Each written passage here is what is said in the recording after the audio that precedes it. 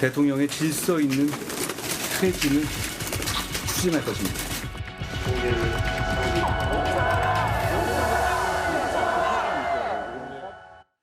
여러분 안녕하십니까? 국민이 권한을 맡기지 않은 이들이 내란죄 피의자 대통령의 질서 있는 조기 퇴진을 운운합니다. 반헌법적입니다. 대통령의 권한이 누구 겁니까? 자기들 게 아닙니다. 국민에게서 나온 국민이 위임한 권한입니다.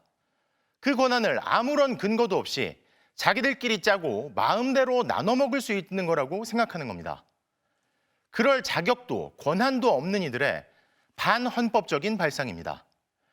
언제까지 내란죄 피의자가 정해주는 대로 따라다니기만 할 겁니까? 몸을 던져 내란을 맡기는커녕 심지어 위헌적인 계엄에 눈감은 내란죄 피의자들과 지금 공모하겠다는 건 그들을 돕겠다는 겁니다. 여전히 숨어 인사권을 행사하고 무슨 짓을 또 벌일지 모르는 극도로 위험한 내란죄 피의자를 그냥 내버려 두겠다는 겁니다. 탄핵은 질서 있는 퇴진이 아니란 소리야말로 헌정 질서에 반하는 말입니다. 탄핵이야말로 대한민국 헌법이 정한 유일한 대통령 직무정지 방법이고 유일하게 질서 있는 퇴진 절차이기 때문입니다. 지금 정치, 경제, 사회 이 모든 것에 문제를 일으킨 원인은 딱 하나입니다. 하지만 국민을 상대로 한 내란을 막지도 못하고 내란을 멈추는 자리는 피하고 내란죄 피의자 직무를 정지시킬 유일한 절차에 참여할 권리와 의무까지 스스로 던져버린 이들은 오늘도 문제를 외면한 채 반헌법적인 궤변을 늘어놓고 있습니다. 첫 소식입니다.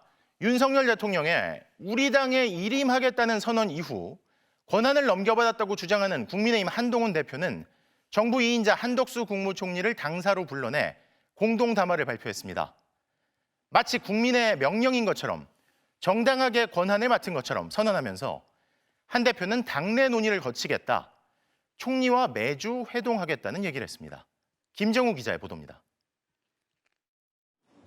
여당 국민의힘 한동훈 대표와 정부 2인자인 한덕수 국무총리가 나란히 섰습니다. 공동담화 발표 장소는 정부 청사가 아닌 여당 국민의힘 당사였습니다. 먼저 발언에 나선 것도 한동훈 대표였는데 질서 있는 대통령 조기 퇴진을 공식화했습니다.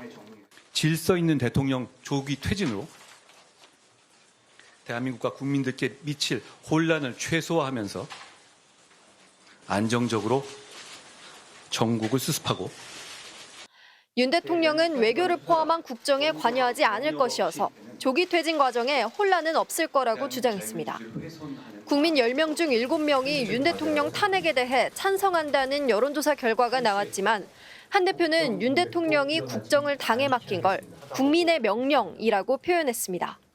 윤석열 대통령도 국민의 명령에 따라 임기를 포함하여 앞으로의 전국 안정 방안을 당에 일임하겠다고 약속했습니다.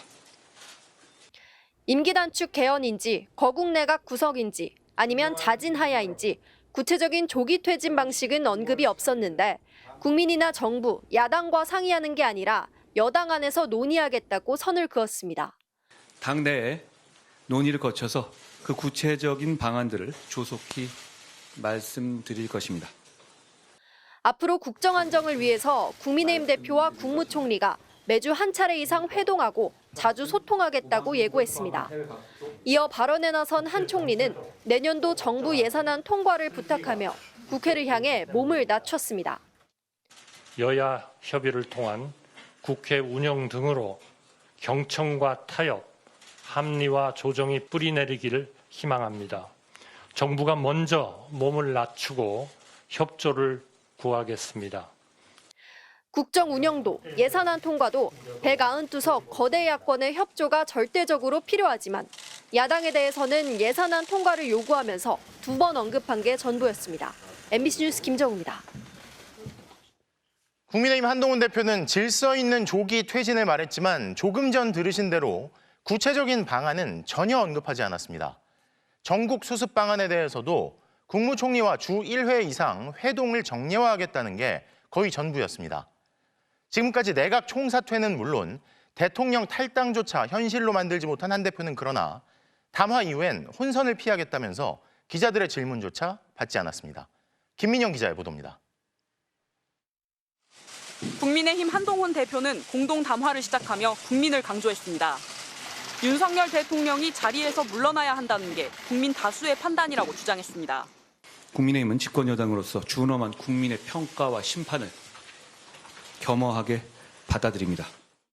국민의 판단, 국민의 심판을 내세워 자신이 공식화한 질서 있는 조기 퇴진의 정당성을 확보하려 한 것으로 보입니다.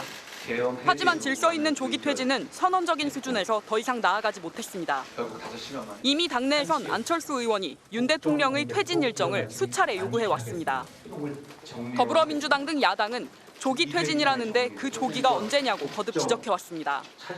하지만 전국 안정 방안에 대한 첫 담화부터 가장 중요한 퇴진 시기나 방식에 대해선 아무 윤곽조차 제시하지 못한 겁니다. 한 대표는 윤 대통령이 외교를 포함해 국정에 관여하지 않을 거라고 못 박았는데 그 방법에 대해선 언급하지 않았습니다. 한 대표는 또 언제일지도 모를 윤 대통령의 퇴진까지 자신이 민생을 챙기겠다고 스스로 선언했습니다. 대통령의 퇴진 전까지 국무총리가 당과 긴밀히 협의하여 민생과 국정 차질 없이 챙길 것입니다. 민생과 국정을 챙길 방안에 대해서도 구체적인 방식은 제시된 게 없었습니다. 구체적인 방안은 한덕수 총리와 매주 한 번 이상 회동을 정례화하겠다는 것 하나가 전부였습니다. 비상계엄령 선포 전 국무회의에 참석했던 한 총리는 무거운 책임감을 느낀다면서도 계엄 선포 경위나 이유, 자신의 입장에 대해 아무런 설명이 없었습니다. 저를 포함한 모든 국무위원들과 부처의 공직자들은 국민의 뜻을 최우선에 두고 여당과 함께 지혜를 모아 한 대표와 한 총리, 두 사람이 무슨 근거로 만나 국정을 운영하냐는 지적이 이어지자 한 대표는 총리가 국정 운영을 챙기는 것이고 당정 협의를 더 적극적으로 하겠다는 것이라고 해명했습니다.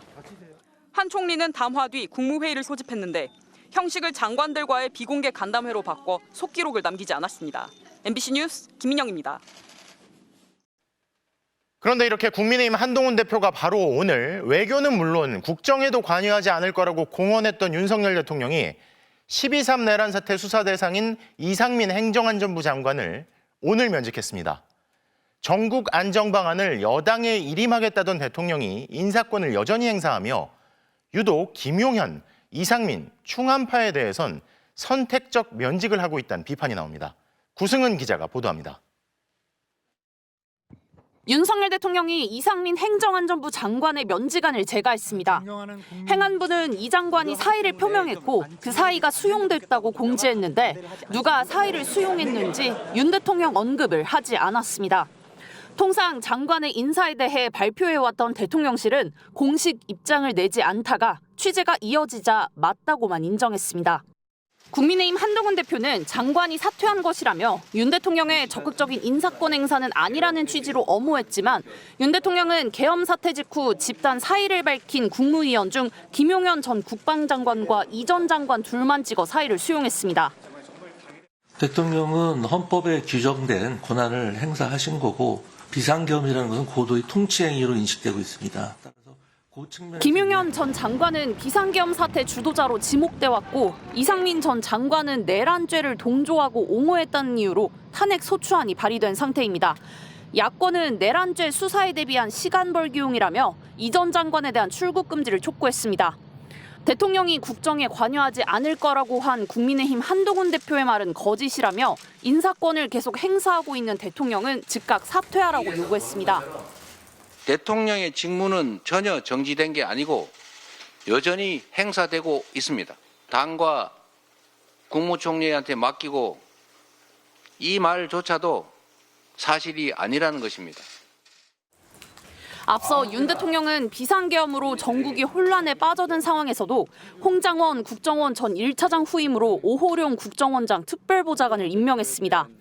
홍 전 차장은 윤 대통령이 직접 전화해 다 잡아들이라고 말했다고 폭로한 인물입니다. 또 같은 날 정영식 헌법재판관 인척인 박선영 전 의원을 진실 화해를 위한 과거사정리위원회 위원장이 임명했는데 탄핵 심판을 대비해 헌법재판관의 인척을 기용했다는 의혹도 제기됐습니다. MBC 뉴스 구승입니다. 표결 불참으로 탄핵 소추안을 무력화시킨 한동훈 대표가 한덕수 국무총리와 공동 발표한 담화문에 대해 야권은 일제히 내란 수계와 무슨 미략을 주고받은 거냐며 맹비난을 퍼부었습니다. 한 대표가 헌법적 권한도 없이 대통령의 질서 있는 퇴진을 운운하며 향후 국정 운영을 주도하겠다고 밝힌 데 대해선 우리 헌법에 모든 권력은 한동훈으로부터 나오냐고 적혀 있냐는 비판도 나왔습니다. 신수아 기자입니다. 더불어민주당은 국민의힘 한동훈 대표와 한덕수 국무총리가 함께 국정을 챙기겠다는 것은 내란 속의 윤석열이 얼굴을 바꿔 2차 내란 행위를 벌이고 있는 것이라고 맹폭했습니다. 대통령의 권한은 윤 대통령의 사유물이 아닌데 그걸 여당이 받아 국정수습에 나선 것 그 자체가 국정농단이라고 꼬집었습니다. 윤석열의 배후 조정으로 아무런 헌법적, 법적 근거 없이 총리와 여당 대표가 국정을 맡겠다, 얼굴을 바꾼 2차 내란 행위라는. 그러면서 국민은 윤석열을 대통령으로 뽑았지 여당을 대통령으로 뽑은 적 없다며 알 거 다 아는 한 대표와 한 총리가 또 다른 쿠데타를 벌이고 있다고 따졌습니다. 국민들이 시각에서 보면 네가 뭔데? 이렇게 말할 수밖에 없지 않습니까? 국민의힘 당 대표인 건 알겠는데 뭔 자격으로 국정을 자기가 직접 구도 국무총리와 의논해서. 민주당은 한 대표가 내란 속의 윤 대통령과 면담을 하고 나서 모든 것이 바뀌었다며 그 대화 내용부터 수사 대상이라고 경고했습니다. 조국 혁신당도 윤 대통령 탄핵과 구속 수사는 합법인데 한 대표와 국무총리가 주 한 번의 회동으로 대통령 직무를 대신하겠다는 것은 어떤 헌법적 법률적 근거가 있냐고 캐물었습니다. 한 대표가 민주적 절차에 따라 국민들로부터 권력을 위임받은 적이 없다는 것을 분명히 한 겁니다. 윤석열 씨와 한동훈 대표 사이에 미략이라도 한 것일까요? 내란죄는 사형 또는 무기징역이니 내란죄만큼은 피하게 해달라. 개혁신당도 한 대표는 이러려고 대통령 탄핵을 막았느냐며 모든 권력은 국민으로부터 나온다는 게 대한민국 헌법이라고 강조했습니다. 대한민국 헌법 1조 2항에 모든 권력은 한동훈으로부터 나온다라고 적혀 있기라도 한 겁니까? 헌법에 대통령을 직무배제할 방법은 탄핵밖에 없습니다. 야 6당은 대통령을 직무배제시킬 수 있는 합법적 절차는 탄핵뿐이라고 입을 모았습니다. MBC 뉴스 신수아입니다. 대통령을 직무배제하고 대통령 퇴진 전까지 총리와 여당이 국정을 운영하겠다. 이런 한덕수 국무총리와 한동훈 국민의힘 대표의 공동 담화문에 대해 우원식 국회의장이 명백한 위헌이라고 지적했습니다. 우원식 국회의장은 권력은 대통령 주머니 속에 있는 것이 아니다. 권한 이양 역시 대통령 임의로 정할 수 없다며 엄중 경고했습니다. 대통령 직무를 즉각 중단하기 위한 여야 회담도 제안했습니다. 김지인 기자가 보도합니다. 우원식 국회의장은 긴급 기자회견에서 한덕수 국무총리가 공동담화문 발표 직후 전화를 걸어와 국회에 협력을 당부한다 요청했으나 이를 거절했다고 밝혔습니다. 국민이 위임한 바 없는데 여당의 당대표와 이렇게 하는 것은 이건 매우 옳지 않다. 그래서 인정할 수 없다. 그렇게 대답을 했습니다. 오늘 한 총리의 담화에는 헌법도 국민도 없다며 한 총리와 국민의힘 한동훈 대표의 공동 국정운영 구상은 명백한 위헌이라고 강하게 비판했습니다. 그 누구도 부여한 바 없는 대통령의 권한을 총리와 여당이 공동 행사하겠다고 하는 것은 명백한 위헌입니다. 국민을 호도하는 것은 국민 주권과 헌법을 무시하는 매우 오만한 일입니다. 지금 당장 헌법에 없는 행위를 중단하라고 경고하며 윤석열 대통령 직무 정지를 논의하기 위한 여야 회담을 제안했습니다. 앞서 우 의장은 윤 대통령 탄핵 소추안 표결에 불참한 국민의힘 의원들을 향해 정파의 문제가 아니라 대한민국 역사와 민주주의 문제라며 질타한 바 있습니다. 그 부당한 비상계엄에 그 뒤를 처리하는 과정에 투표에 참여하고 있지 않는 이 모습을 역사의 평가가 두렵지 않습니까? 당정이 윤 대통령의 비상계엄 사태로 인한 수습책으로 질서 있는 조기 퇴진이라는 대책을 내놨지만 이 대책이 꼼수에 불과하다는 비판이 이어지고 있습니다. 대한민국 3부 요인이자 국가의전서열 2위인 국회의장까지 인정할 수 없다고 정면 반박하고 나서면서 대통령 권한 이양에 대한 위헌 논란은 더욱 거세질 걸로 보입니다. MBC 뉴스 김지인입니다.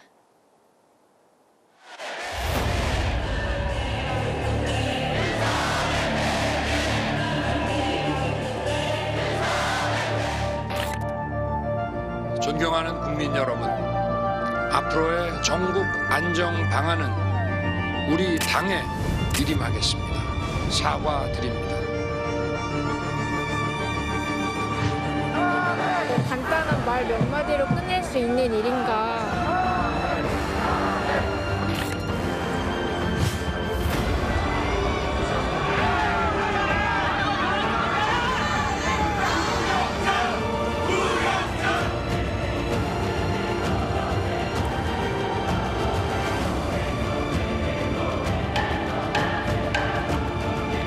질서 있는 퇴진을 추진할 것입니다.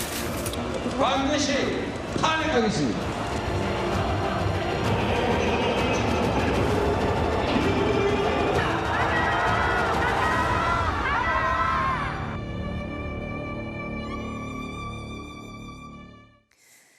윤석열 대통령 탄핵소추안이 투표함도 열어보지 못하고 폐기된 건 국민의힘 의원들이 집단으로 표결에 불참했기 때문입니다. 투표 불참을 당론으로 내세워 소수 의원들의 투표권을 박탈한 행태에 비난 여론이 거셉니다.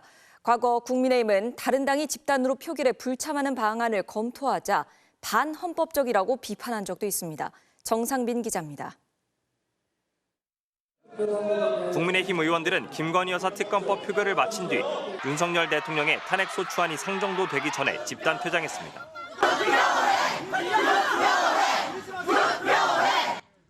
탄핵소추에 찬성한다고 공개적으로 밝힌 안철수 의원을 빼곤 텅 빈 국민의힘 의석. 야당 의원들은 국민의힘 의원 이름을 한 명 한 명 불렀지만 자리는 채워지지 않았습니다. 주호영 의원, 부의장님,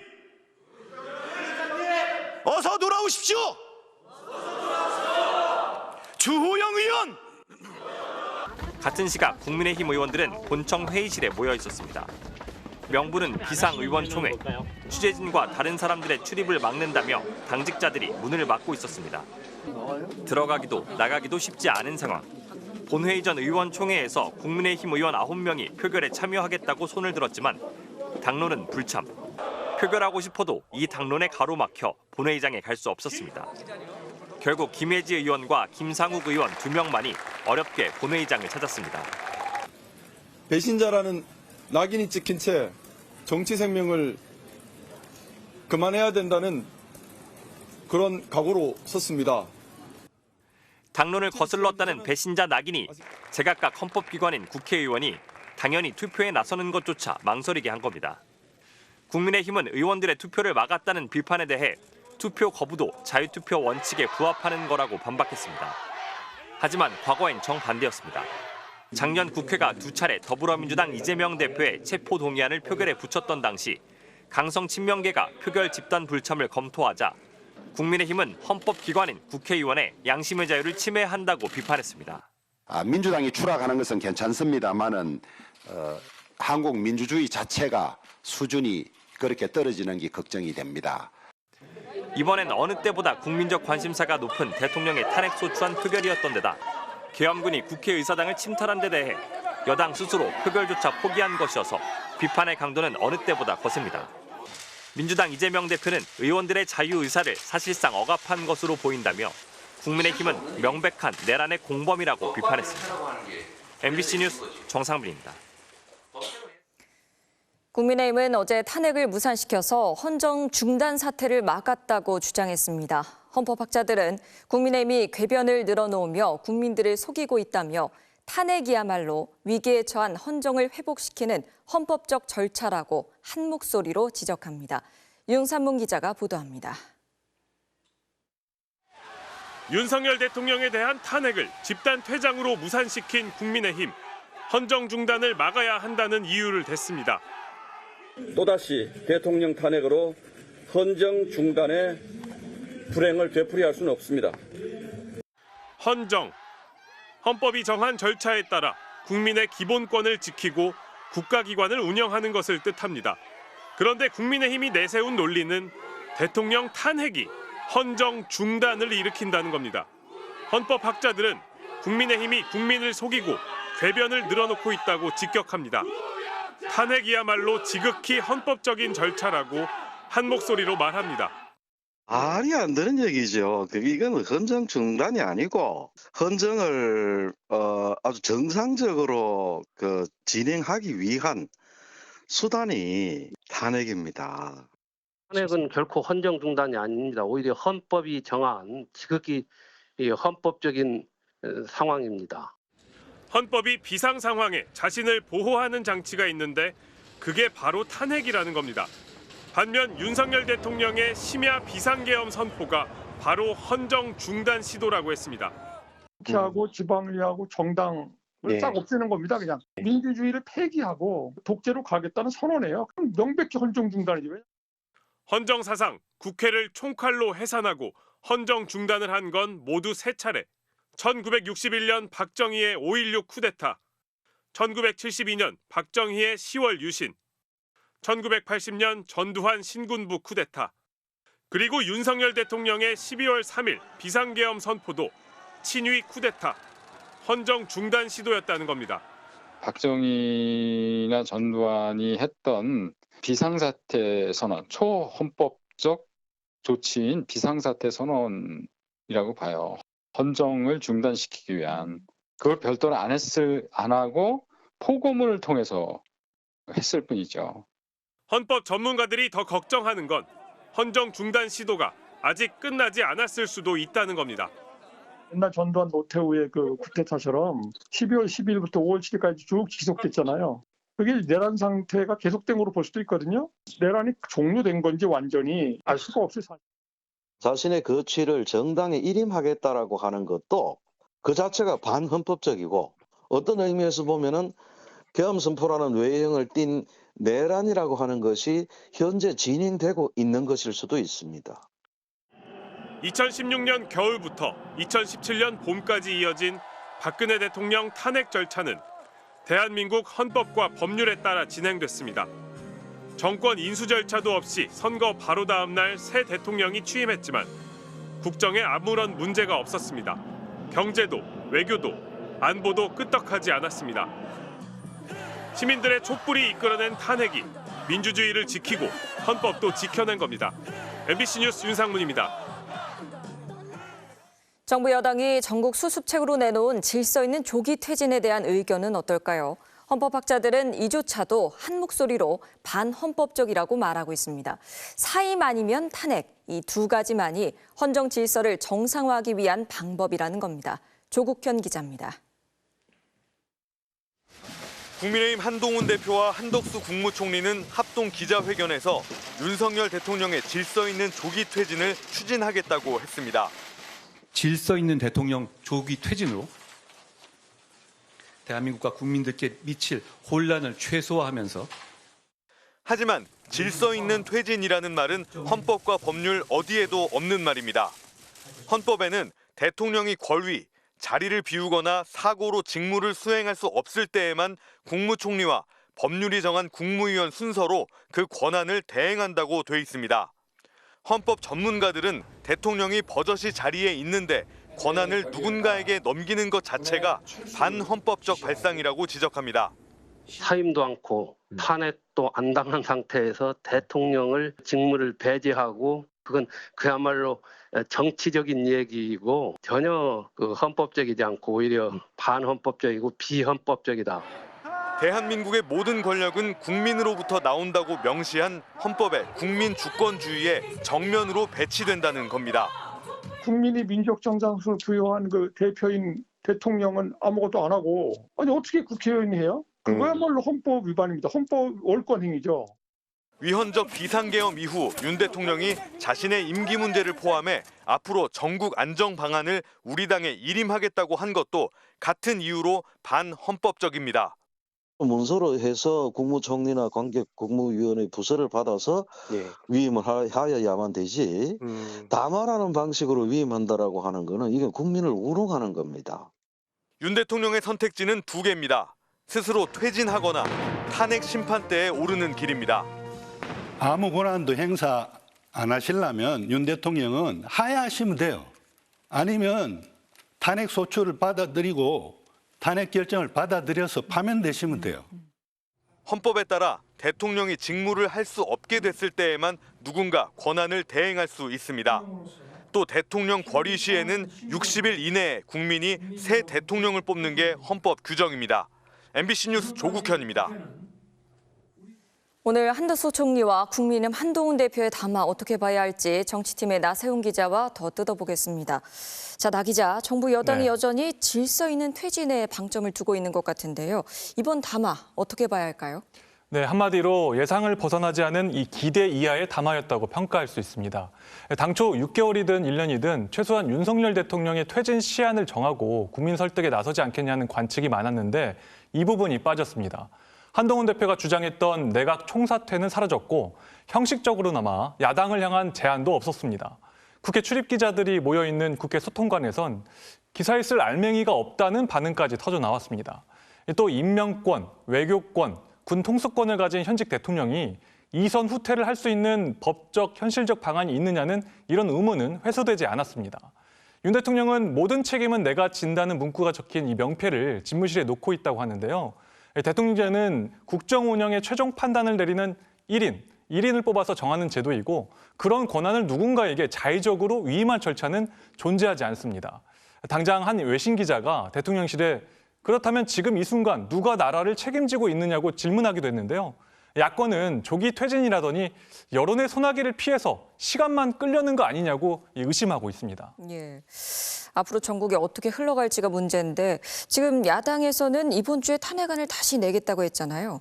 그렇습니다. 민주당은 오는 11일 임시국회가 열리는 대로 윤석열 대통령 탄핵 소추안을 다시 발의하기로 했습니다. 동시에 윤 대통령과 한덕수 총리까지 국무위원들까지 수사 대상으로 하는 이른바 내란 특검법을 바로 내일 오전에 발의하고요. 이번 주 내 처리하기로 했습니다. 속도전에 나선 야당과 달리 정부 여당은 장기전을 준비하는 모습입니다. 국민의힘은 탄핵은 헌정 질서를 뒤흔드는 이 증오와 혼란의 길이라고 주장해왔는데 국정 혼란의 책임을 야당의 탄핵 공세에 돌리려는 듯한 이 발언도 조금씩 나옵니다.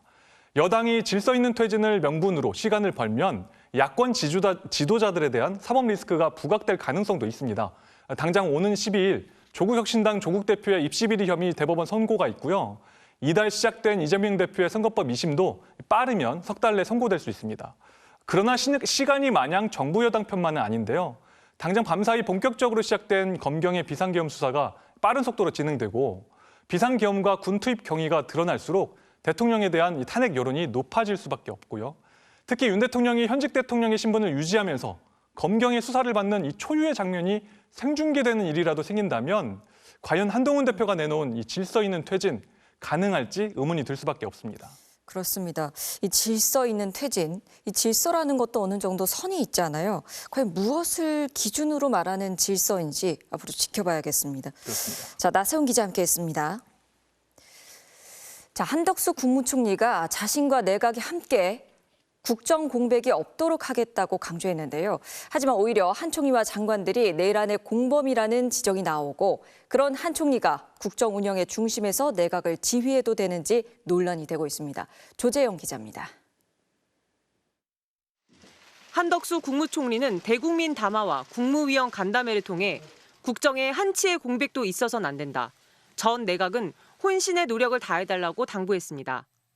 저를 포함한 모든 국무위원들과 부처의 공직자들은 국민의 뜻을 최우선에 두고 문제는 한 총리와 내각 상당수가 지난 3일 윤석열 대통령이 비상계엄을 선포하기 직전 국무회의에 참석했다는 점입니다. 야당에선 한 총리를 비롯한 국무위원들이 내란죄의 주요 공범들인데 한 총리를 두고 책임 총리제를 운운하는 건 위헌적 발상이라는 지적이 나왔습니다. 한덕수 총리는 내란의 즉각적 수사 대상입니다. 핵심적 내란 가담 혐의자에게 내란 수습 총책을 맡길 수는 없습니다. 자신에 대한 탄핵 소추안이 국회에 보고되자 사의를 표명한 이상민 행정안전부 장관. 자신이 중심이 돼 경제를 안정적으로 관리하겠다고 발표한 최상목 경제부총리. 계엄령 선포 바로 다음 날도 대통령 안가로 찾아가 모임을 가진 박성재 법무부 장관, 외교 통일 분야를 관장하는 조태열 장관까지 모두 비상계엄 직전 국무회의 참석자들입니다. 언제든 내란죄 공범으로 수사를 받을 수 있는 겁니다. 특히 박성재 법무장관은 검찰 특별수사본부에 비상계엄 수사 보고를 받을 수 있다는 우려도 나옵니다. 내란죄의 중한 순서대로 싹 다 붙잡아 수사를 하십시오. 지금 제2의 쿠데타, 연성 쿠데타 음모가 짙어지고 있습니다.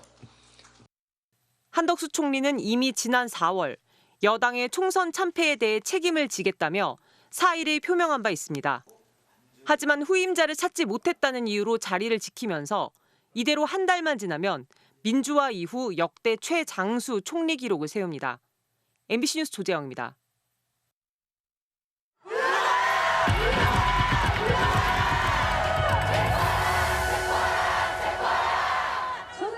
자기들 마음대로 이른바 질서 있는 퇴진을 주장한 한동훈 국민의힘 대표와 한덕수 총리의 담화가 나오자 시민들의 비판이 쏟아지고 있습니다. 국민이 원하는 건 그게 아니라는 건데요.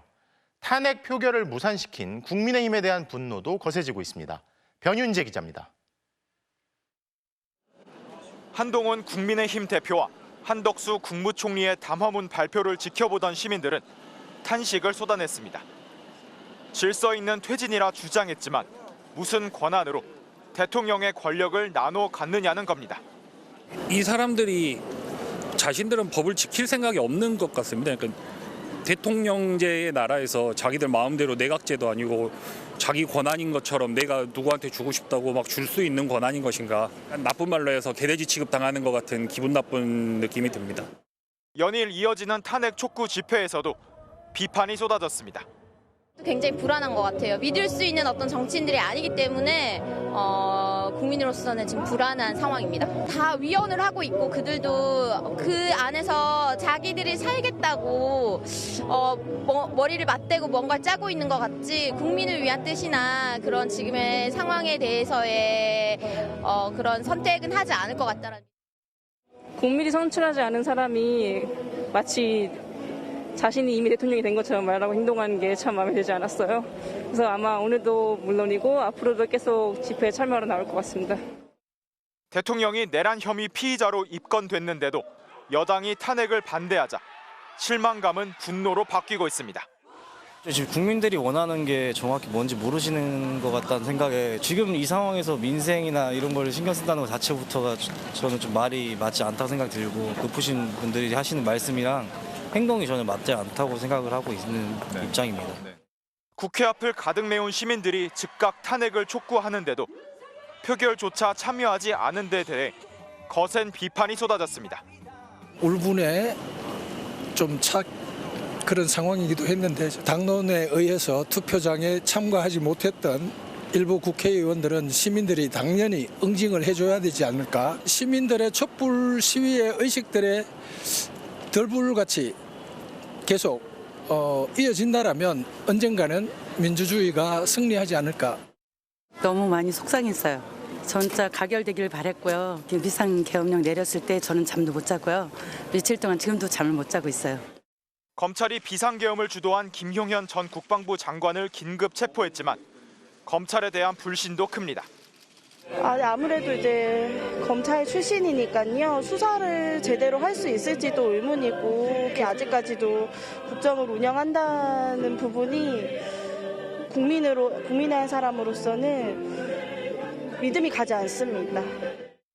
국회에서 첫 번째 탄핵 소추안은 부결됐지만 시민들은 여전히 탄핵에 의한 대통령의 직무 정지가 유일한 해법이라는 데 흔들림이 없었습니다. MBC 뉴스 변윤재입니다. 국민의힘의 보이콧 이후 어제 윤석열 대통령 탄핵이 무산되자 시민들은 오늘 또다시 국회 앞에 모였습니다. 시민들 추산 약 10만 명이 모여 대통령 즉각 탄핵과 구속을 촉구하고 있는데요. 현장 취재기자 연결합니다. 자, 백승우 기자, 오늘도 굉장히 많은 시민들이 모이셨네요. 네, 추운 날씨에도 국회 앞은 집회 참가자들로 가득 찼습니다. 어젯밤 늦은 시간까지 집회가 계속됐는데 오늘 또다시 모인 겁니다.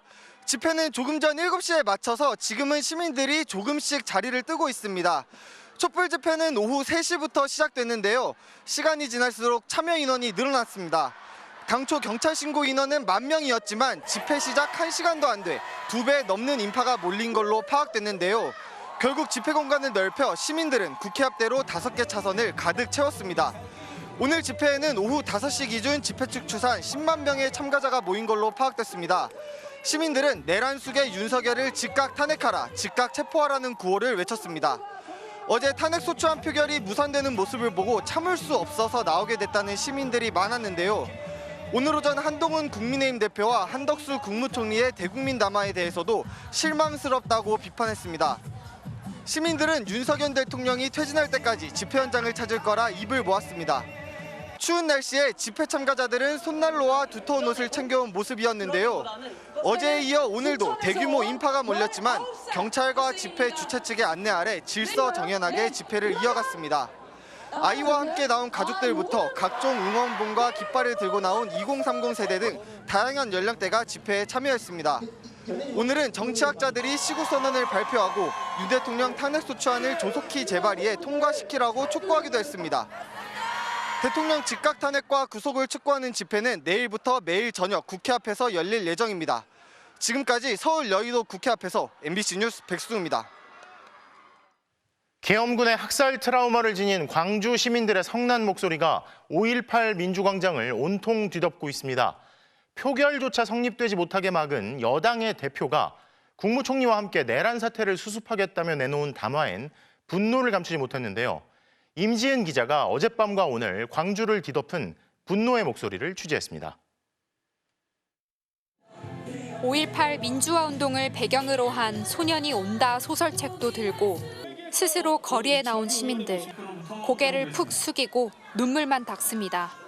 국민의힘 의원들 퇴장에 분노했습니다. 지역구에 가서 그렇게 사정사정해서 투표를 이렇게 독려하더니 자기들은 정작 투표해야 할 때 비겁하게 투표하지도 않고 앞으로는 표를 구걸할 가치 높고 마음에서 불이 일었습니다. 천불이 나서 이대로는 안 되겠다 싶어서 딸과 함께 나오게 됐습니다. 국민들을 우롱하는 그런 말 한마디 한마디가 너무 화가 나서 광주는 절대 지지 않는다! 광주는 절대 지지 않는다! 광주 시민들은 오늘 다시 거리에 나왔습니다. 표결 무산과 담화에 분노가 사그라들지 않았습니다.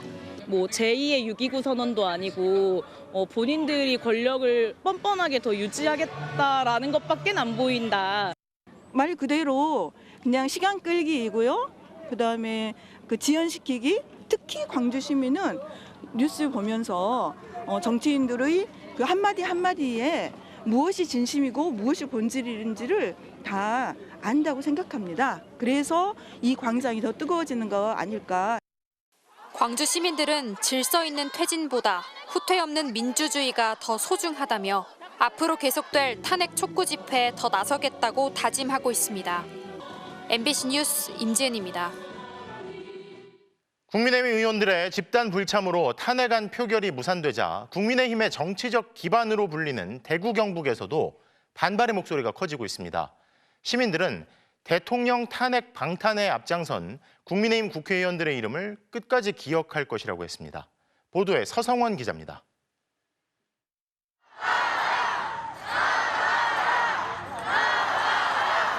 시국 대회를 마친 시민들이 걸어서 국민의힘 대구시당 앞에 모였습니다. 곧 윤석열 대통령 탄핵 소추안 표결 무산 소식이 전해졌습니다. 속보로 실시간으로 뜨고 있습니다. 국민의힘 의원들의 불참으로 투표가 성립되지 못하자 곳곳에서 야유와 탄식이 터져나왔습니다. 아마 탄핵으로 진행되지 않을까 생각을 했었는데 기대와는 다르게 부결됐다는 소식을 듣게 되니까 안타까운 마음에 이제 아이랑 아빠랑 같이 나오게 됐습니다. 대구에 지역구를 둔 국민의힘 의원 12명의 이름을 하나씩 부르며 울분을 토했습니다. 오늘 여러분이 외쳤던 이 12명의 이름을 우리 대구 지역 시민들은 끝까지 기억 불법과 불의에 일어서는 시민들이 있다는 걸 절대 잊지 말라고 목소리를 높였습니다. 대구에 깨어있는 시민들이 많이 있고 그래서 너무 국회의원들께서 너무 대구 시민들의 뜻을 곡해하지 않았으면 좋겠습니다. 우리의 대표잖아요. 그 당의 이익이 아닌 우리 국민의 마음을 헤아려줬으면 좋겠습니다. 진짜. 앞으로도 집회를 계속 열어 윤석열 대통령 탄핵과 국민의힘 해체를 촉구하기로 했습니다. 국민이 뽑아준 그 의결권을 포기하고 나갔다는 건 그 사람들은 국회의원에서 내려와야 된다고 저는 생각합니다. 국민의힘의 정치적 기반인 대구, 경북에서도 탄핵 표결 무산에 따른 규탄의 목소리가 이어지고 있습니다. MBC 뉴스 서승원입니다.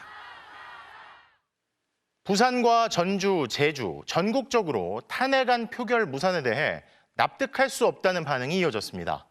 대전과 원주 등에서는 오늘도 탄핵 무산을 규탄하는 시민들이 모였는데 총리와 여당 대표의 담화는 시민들의 분노를 전혀 수그러뜨리지 못했습니다. 이승엽 기자입니다. 부산 서면에 모여 윤석열 대통령 퇴진을 외쳤던 시민들은 탄핵안 표결이 무산되자 납득하기 힘들다는 반응을 보였습니다. 화도 나기도 하고 투표만 하고 이제 나가버렸으니까 그게 조금 책임감이 없다고 생각을 해가지고. 국민의힘 의원들에 대해선 실망감을 드러냈습니다. 국민은 모두가 우리 나라에 사실 생명을 걸고 지금 이 자리에 섰다고 생각하는데 국민의힘 같은 경우에는 개인과 그리고 당의 이익만을 위해서. 전주에 모인 시민 1000여 명은 투표가 무산될 위기에 처하자 국민의힘 정북도당을 찾아갔습니다. 국힘당을 지금 당장 해체하라! 하지만 끝내 투표 불성립이 선언되자 허탈과 분노를 표출했습니다. 국민의 목소리는 하나도 듣지도 않고 그냥 바로 퇴장을 해버릴 수 있는지 너무 뻔뻔스럽고 그냥 믿을 수가 없었어요. 국민이 부여한 사명이 있는데 이 내란 동조 세력을 감싼다는 게 말이 안 되는 거죠. 궂은 날씨에도 불구하고 제주에서도 수많은 시민들이 모였습니다. 시민들은 뚜렷한 수습책을 내지 못하는 정치권을 비판하며 불안감을 나타냈습니다. 한마디로 뭐 답답하죠. 여야 다 서로 다 주장하는 바가 틀리니까 이게 우리 국민으로서의 지금 정치인들을 전부 다 타락해야 될 입장입니다. 대전과 원주에서도 탄핵안 처리가 무산된 것을 규탄하는 집회가 열렸습니다. 국민들의 안전과 소중한 삶을 생각하지 않고 계엄을 선포한 윤석열을 탄핵하기 위해서 나왔습니다. 우리 국군의 사기와 기강을 어지럽히고 나라 전체를 혼란으로 만들어놓은 그자가 바로 반국가 세력 아닙니까? 시민들은 윤석열 대통령의 탄핵안이 통과될 때까지 전국 곳곳에서 집회를 이어가겠다고 전했습니다. MBC 뉴스 이세영입니다. 이번 탄핵 촉구 집회는 100만 명에 달하는 참여 인원뿐 아니라 과거와는 다른 풍경으로도 화제였습니다.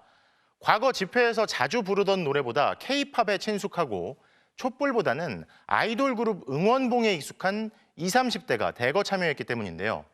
외신들도 마치 축제 같았다며 한국의 집회 문화를 조명했습니다. 고병찬 기자입니다. 인기 아이돌 그룹 부석순의 노래 파이팅해야지가 울려 퍼집니다. 시민들은 노래에 맞춰 환호성과 구호를 외칩니다.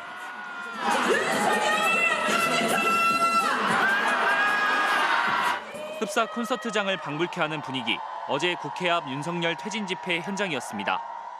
일단 역시 흥의 민족이다. 조금 젊은 세대들이 시위를 너무 무겁게만 생각하지 않고 나올 수 있게 되는 것 같아요. 같은 응원봉을 발견하면 조금 저분도 이렇게 나와주셨구나 이러고 힘이 나는 것 같습니다. 민주화 운동 세대를 이어 집회의 중심에 선 2030 세대들은 즐겁고 개성 있게 자신의 목소리를 냈습니다. 그리고 K-팝과 아이돌 응원봉은 두려움을 이기는 연대의 상징이 됐습니다. 스트레이키즈 응원봉인데 시위가 너무 살벌하지 않고 더 가깝게 다가왔던 것 같아요. 저처럼 생각하는 사람들이 많은 것 같아서 공감됐어요. 박근혜 탄핵 때 촛불은 금방 꺼진다는 그런 한 국회의원 발언에 그게 생각나서 들고 나왔어요.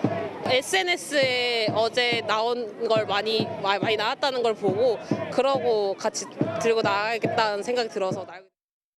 시민들이 직접 만들어 들고 나온 가지각색 깃발들도 주목을 받았습니다. 웃음을 자아내는 협회 명칭은 물론 좋아하는 동물 코카를 그린 깃발을 들고 나오기도 했습니다. 누구든 시위에 참여할 수 있다는 자신감을 불어넣어 드리기 위해서 사실은 좀 어떻게 보면 우습기도 하고 재밌기도 한 깃발 들고 시위에 나오게 되었습니다. 시위를 나오는데 뭔가 필요한 요구 조건은 없다고, 그냥 일반 시민들도 아이돌 팬도 그냥 무엇을 좋아하든지 나올 수 있다고, 그런 의미를 전달하는 것 같습니다. 외신들은 국회 앞에서 열린 집회의 모습을 상세하게 보도했습니다. AFP-통신은 형형색색의 야광봉과 LED초를 흔들며 즐겁게 뛰는 댄스 파티를 연상시켰다고 어제의 집회를 조명했고, 뉴욕타임스는 축제와 같은 분위기였다고 보도했습니다. MBC 뉴스 고병찬입니다.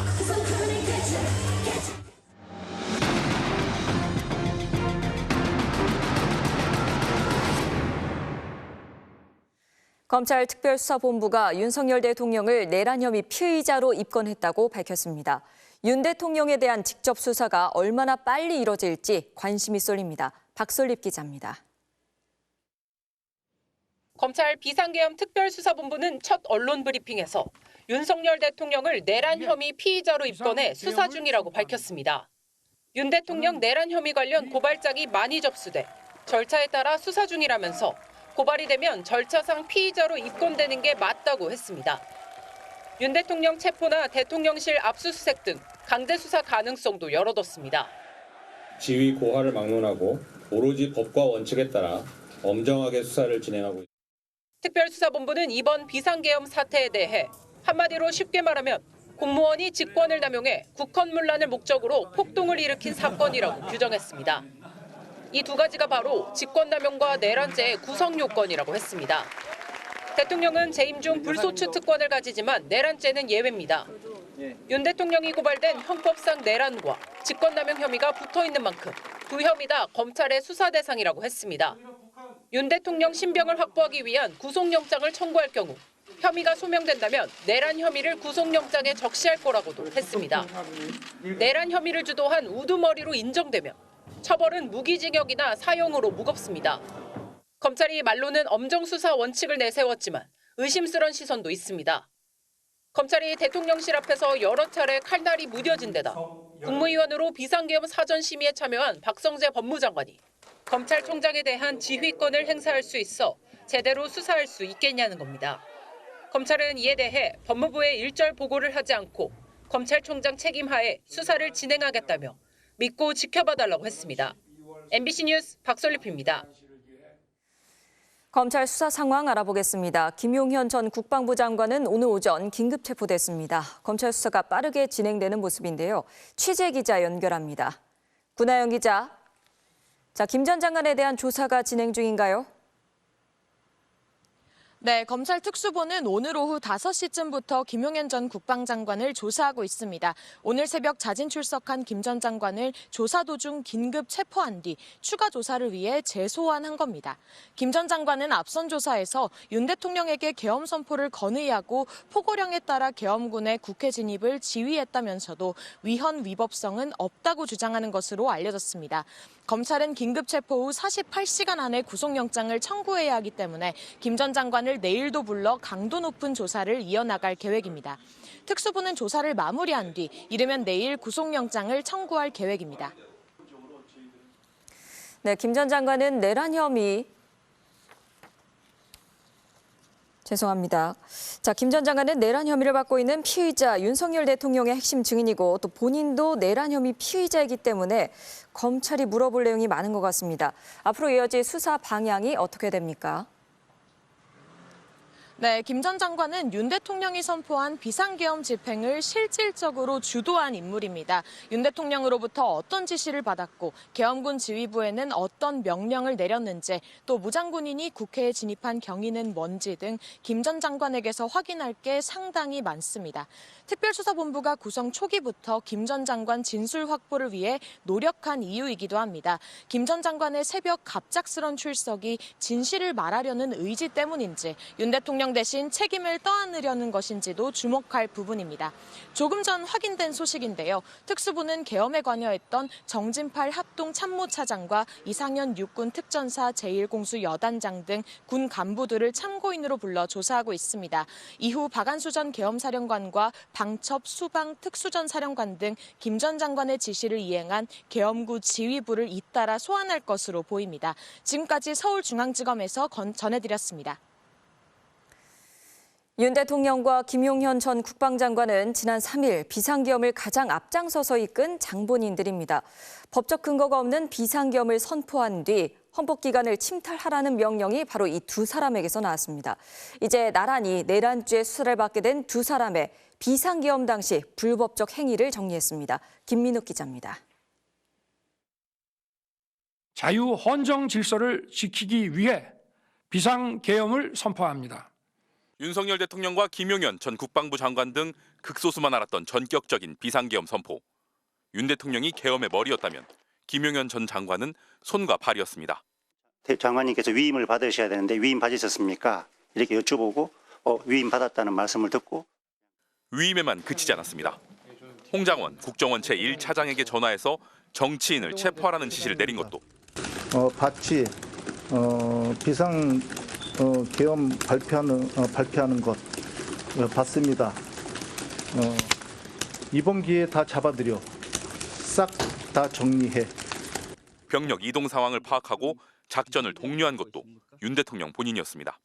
707이 이동할 때 어디쯤 이동하고 있느냐라고 그때 한 번 받았던 기억이 있습니다. 그 아래에서 더 분주히 움직인 것은 행동대장 김용현 전 장관입니다. 김 전 장관은 직접 계엄을 건의하고 합참지휘 통제실로 이동해 계엄 선포 직후 전군 지휘관 회의를 열었습니다. 그리고 항명죄를 언급하며 명령에 무조건 따르라고 엄포를 놓았습니다. 그리고 군사활동은 장관이 책임진다는 말씀과 이제 임명, 명령 불응시 항명죄 이런 그런 어떤 그 시작 계엄 시점의 화상이었습니다. 계엄 사령관에게 포고령을 건네준 건 역시 그였습니다.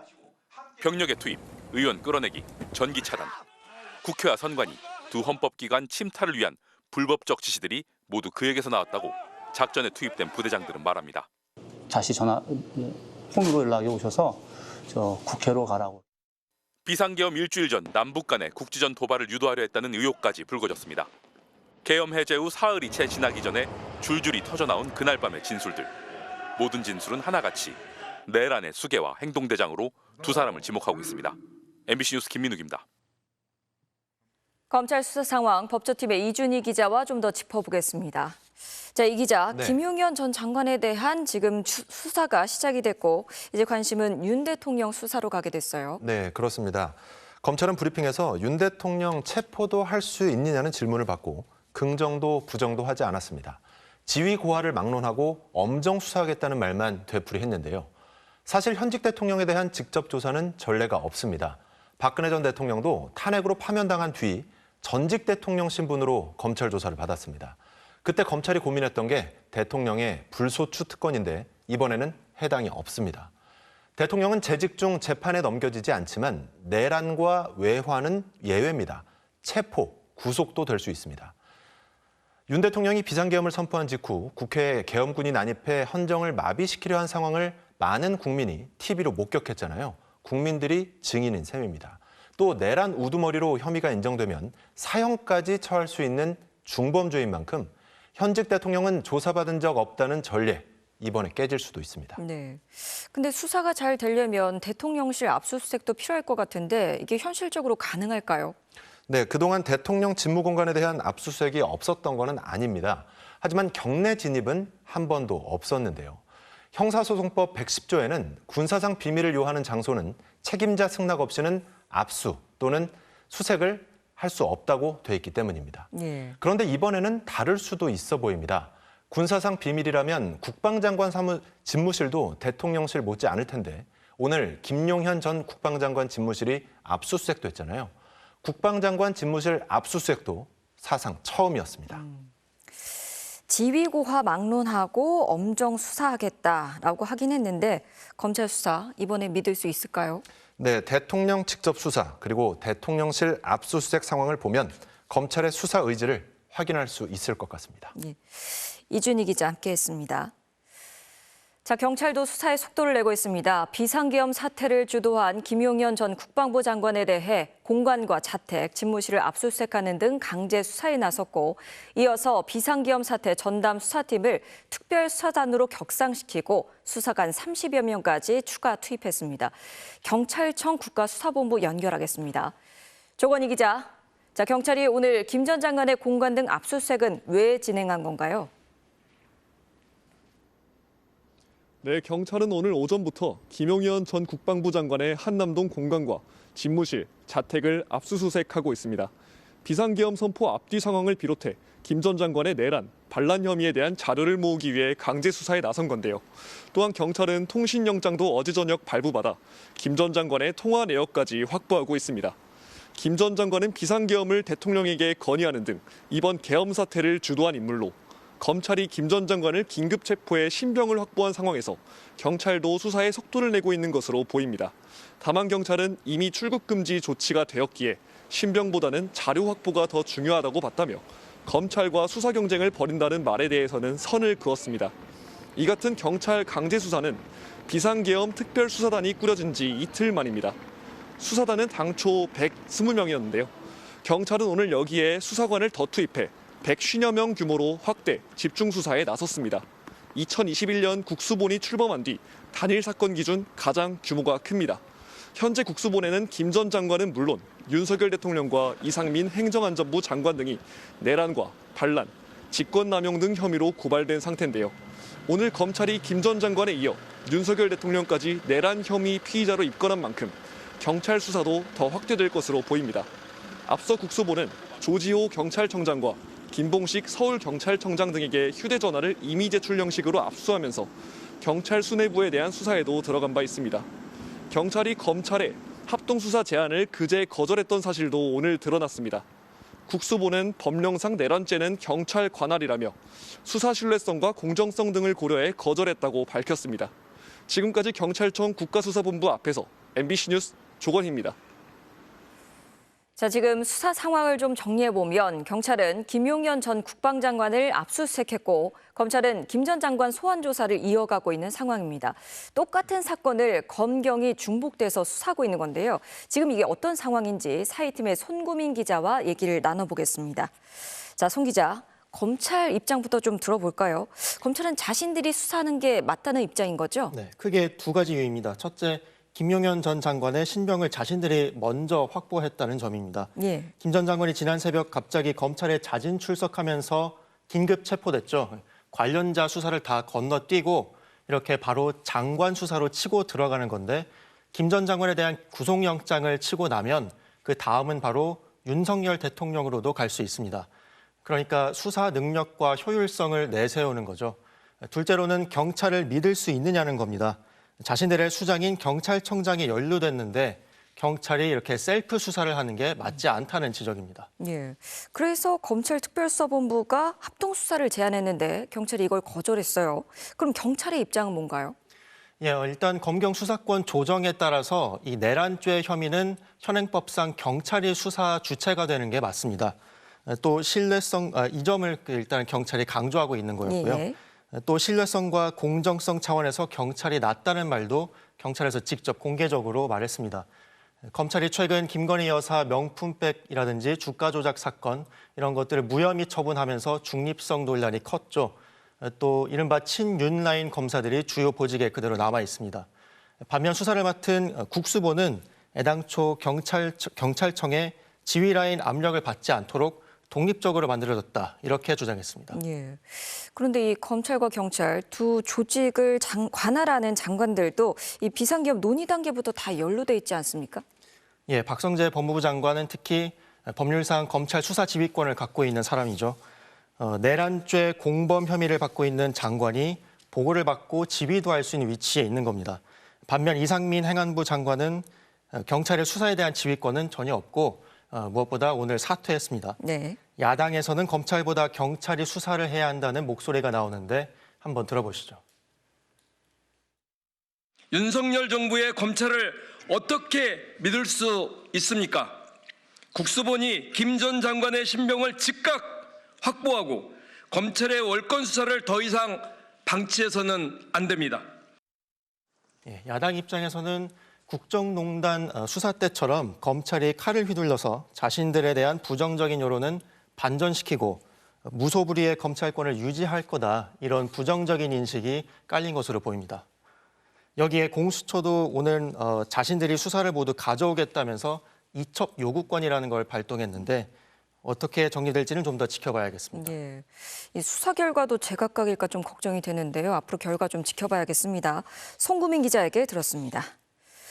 자, 그럼 이 시각 지금 태풍의 눈처럼 가장 조용한 곳이죠. 대통령실로 가보겠습니다. 홍익표 기자. 자, 오늘 현직 대통령이 내란 혐의로 고발되면서 피의자로 입건됐는데요. 아직도 대통령실에서 나온 입장이 없습니까? 네, 대통령실은 별다른 입장을 밝히지 않고 있습니다. 윤석열 대통령은 오늘 한남동 관저에 머무르며 전국 상황을 주시한 것으로 전해졌는데요. 어제 담화에서 법적, 정치적 책임을 회피하지 않겠다고 한 만큼 뒤따를 수사에 대비하고 있을 걸로 보입니다. 검찰이 윤 대통령에게 계엄을 건의한 김용현 전 국방부 장관을 오늘 긴급 체포하면서 수사에 본격 착수한 상황인데요. 앞서 진보정당 3당은 윤 대통령이 김 전 장관과 박안수 전 계엄사령관 등과 내란죄를 범했다며 검찰에 고발장을 냈습니다. 윤 대통령에 앞서 김 전 장관을 포함해 계엄 사태에 연루된 군인들의 수사에 시동이 걸리는 모양새인데요. 대통령 경호처도 사태를 지켜보며 강제 수사 가능성에 대비하는 것으로 전해졌습니다. 특히 과거 청와대 시절에도 검찰 등 수사 인력이 경내에 들어와서 압수수색을 진행한 전례는 없었는데요. 경호처도 윤 대통령의 수사기관 출석 등 여러 상황에 대비하는 것으로 알려졌습니다. 대통령실은 윤 대통령의 피의자 입건과 탄핵안 불발, 야당의 탄핵 재추진 등 현안에 대한 언급을 삼가는 분위기입니다. 매주 월요일마다 진행됐던 윤 대통령과 한덕수 총리의 주례 회동이 내일은 취소됐는데 이것도 총리실에서 공지했고요. 또 장관 같은 정무직 인사의 임명이나 사표 수리 사실은 통상 대통령실이 알려왔는데 오늘 이상민 행정안전부 장관의 사의 수용은 행안부 대변인실에서 먼저 알렸습니다. 한 대통령실 관계자는 지금은 말씀드릴 수 있는 내용이 없다는 말만 전했는데요. 윤 대통령에 대한 조기 퇴진 논의와 함께 내란죄 수사가 본격화되는 국면인데도 당사자인 윤 대통령은 침묵만 지키고 있습니다. 지금까지 대통령실에서 전해드렸습니다. 비상계엄 선포 직후 계엄군이 가장 먼저 투입된 선거관리위원회에서 선관위 직원들이 휴대전화만 빼앗긴 게 아니라 유선전화와 컴퓨터 사용까지 차단당하면서 계엄군에 의해 감금됐던 것으로 확인됐습니다. 김지성 기자의 단독 보도입니다. 지난 3일 밤 10시 30분 무장한 계엄군이 중앙선거관리위원회로 진입합니다. 윤석열 대통령이 비상계엄을 선포한 지 10분도 채 안 된 시점입니다. 총을 든 군인들은 이곳 중앙선거관리위원회에 도착한 뒤 미리 준비한 듯 바로 건물 2층으로 올라갔습니다. 건물 2층은 일부 극우 유튜버들이 사전투표 조작 핵심 증거라고 주장하는 통합선거인 명부가 저장된 서버가 있는 곳으로 계엄군은 이 서버를 촬영했습니다. 그런데 MBC 취재 결과 당시 계엄군은 선관위를 지키던 당직자들의 모든 통신수단을 차단했던 걸로 확인됐습니다. 선관위 고위 간부는 계엄군이 휴대전화 전원은 끄게 한 뒤 빼앗아 간 데 이어 유선 전화도 외부로 걸 수 없도록 발신을 차단했다고 밝혔습니다. 컴퓨터 사용도 완전히 차단시켰다고 했습니다. 계엄군이 자료를 확보하는 데 그치지 않고 외부와 소통을 완전히 차단해 선관위를 점령하려 했던 것으로 보입니다. 무장한 군인들이 아무런 범죄 혐의도 없는 직원들의 통신까지 차단한 건 감금에 해당하는 행위입니다. 계엄 상황에서도 일반 민간인들을 감금할 수 있는 권한을 주진 절대 않습니다. 통신수단까지 배제했다는 건 이 감금의 불법성이 굉장히 중대하다는 걸 보여주는 모습이라고 생각합니다. 국회에 투입된 계엄군들은 시민들과 국회 보좌진들의 저항에 막혔지만 선관위에선 직원들을 감금한 사실이 확인되면서 이번 계엄의 불법성은 더욱 확실히 드러나고 있습니다. MBC 뉴스 김지성입니다. 비상계엄 사태의 핵심은 소위 충암파 여인형 전 사령관의 국군 방첩사령부였죠.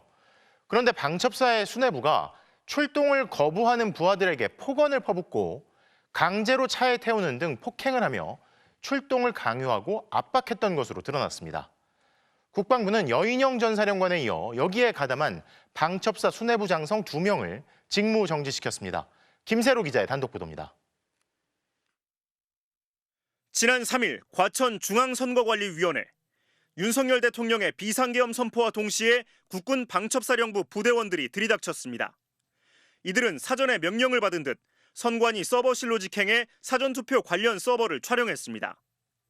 국군 방첩사령관은 윤석열 대통령과 김용현 전 국방장관의 고등학교 후배인 충암파 여인형 중장. 여 사령관은 실패로 돌아간 뒤 비상계엄을 TV를 보고 알았다고 주장했습니다. 하지만 민주당 부승찬 의원실과 방첩사 관계자들을 취재한 결과 여인형 사령관은 측근들과 함께 계엄 사태를 사전에 준비하고 있었던 것으로 드러났습니다.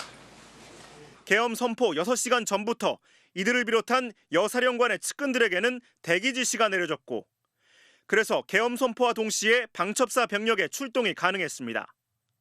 선관위 장악과 주요 정치인 체포에 나섰던 방첩사. 병력 동원을 주도한 건 정성우 1처장이었습니다.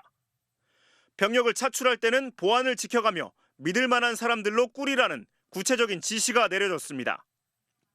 그럼에도 병력들 상당수가 정치인 체포 지시에 출동을 거부하자 방첩사 수뇌부는 강제로 이들을 동원하려 했습니다. 특히 김대우 수사단장은 명령을 거부하는 부하들에게 욕설을 하며 차에 강제로 밀어넣는 등 폭행을 한 것으로 알려졌습니다. 정성우 1처장과 김대우 수사단장은 여인형 사령관과 함께 방첩사에 온 인물들로 여 사령관의 핵심 측근으로 알려졌습니다. 비상계엄 선포 당일 공군 출신의 임산묵 2처장은 해외 출장 중이었는데 계엄 실행에 방해가 될 것 같아 출장을 보냈다는 의혹도 제기됩니다. 국방부는 여인형 전 사령관에 이어 정성우 1처장과 김대우 수사단장의 직무를 오늘 정지시켰습니다. 정성우 1처장은 언론 인터뷰에서 이에 대해 불법적인 일은 결코 없었고 사전 모의도 사실이 아니라고 주장했습니다. MBC 뉴스 김세로입니다. 더불어민주당 추미애 의원이 이런 방첩사령부가 작성한 계엄 기획 문건을 공개했는데 이번 계엄이 자신들이 검토했던 계엄의 요건조차 충족하지 못한 불법적 계엄이었음을 증명하고 있습니다.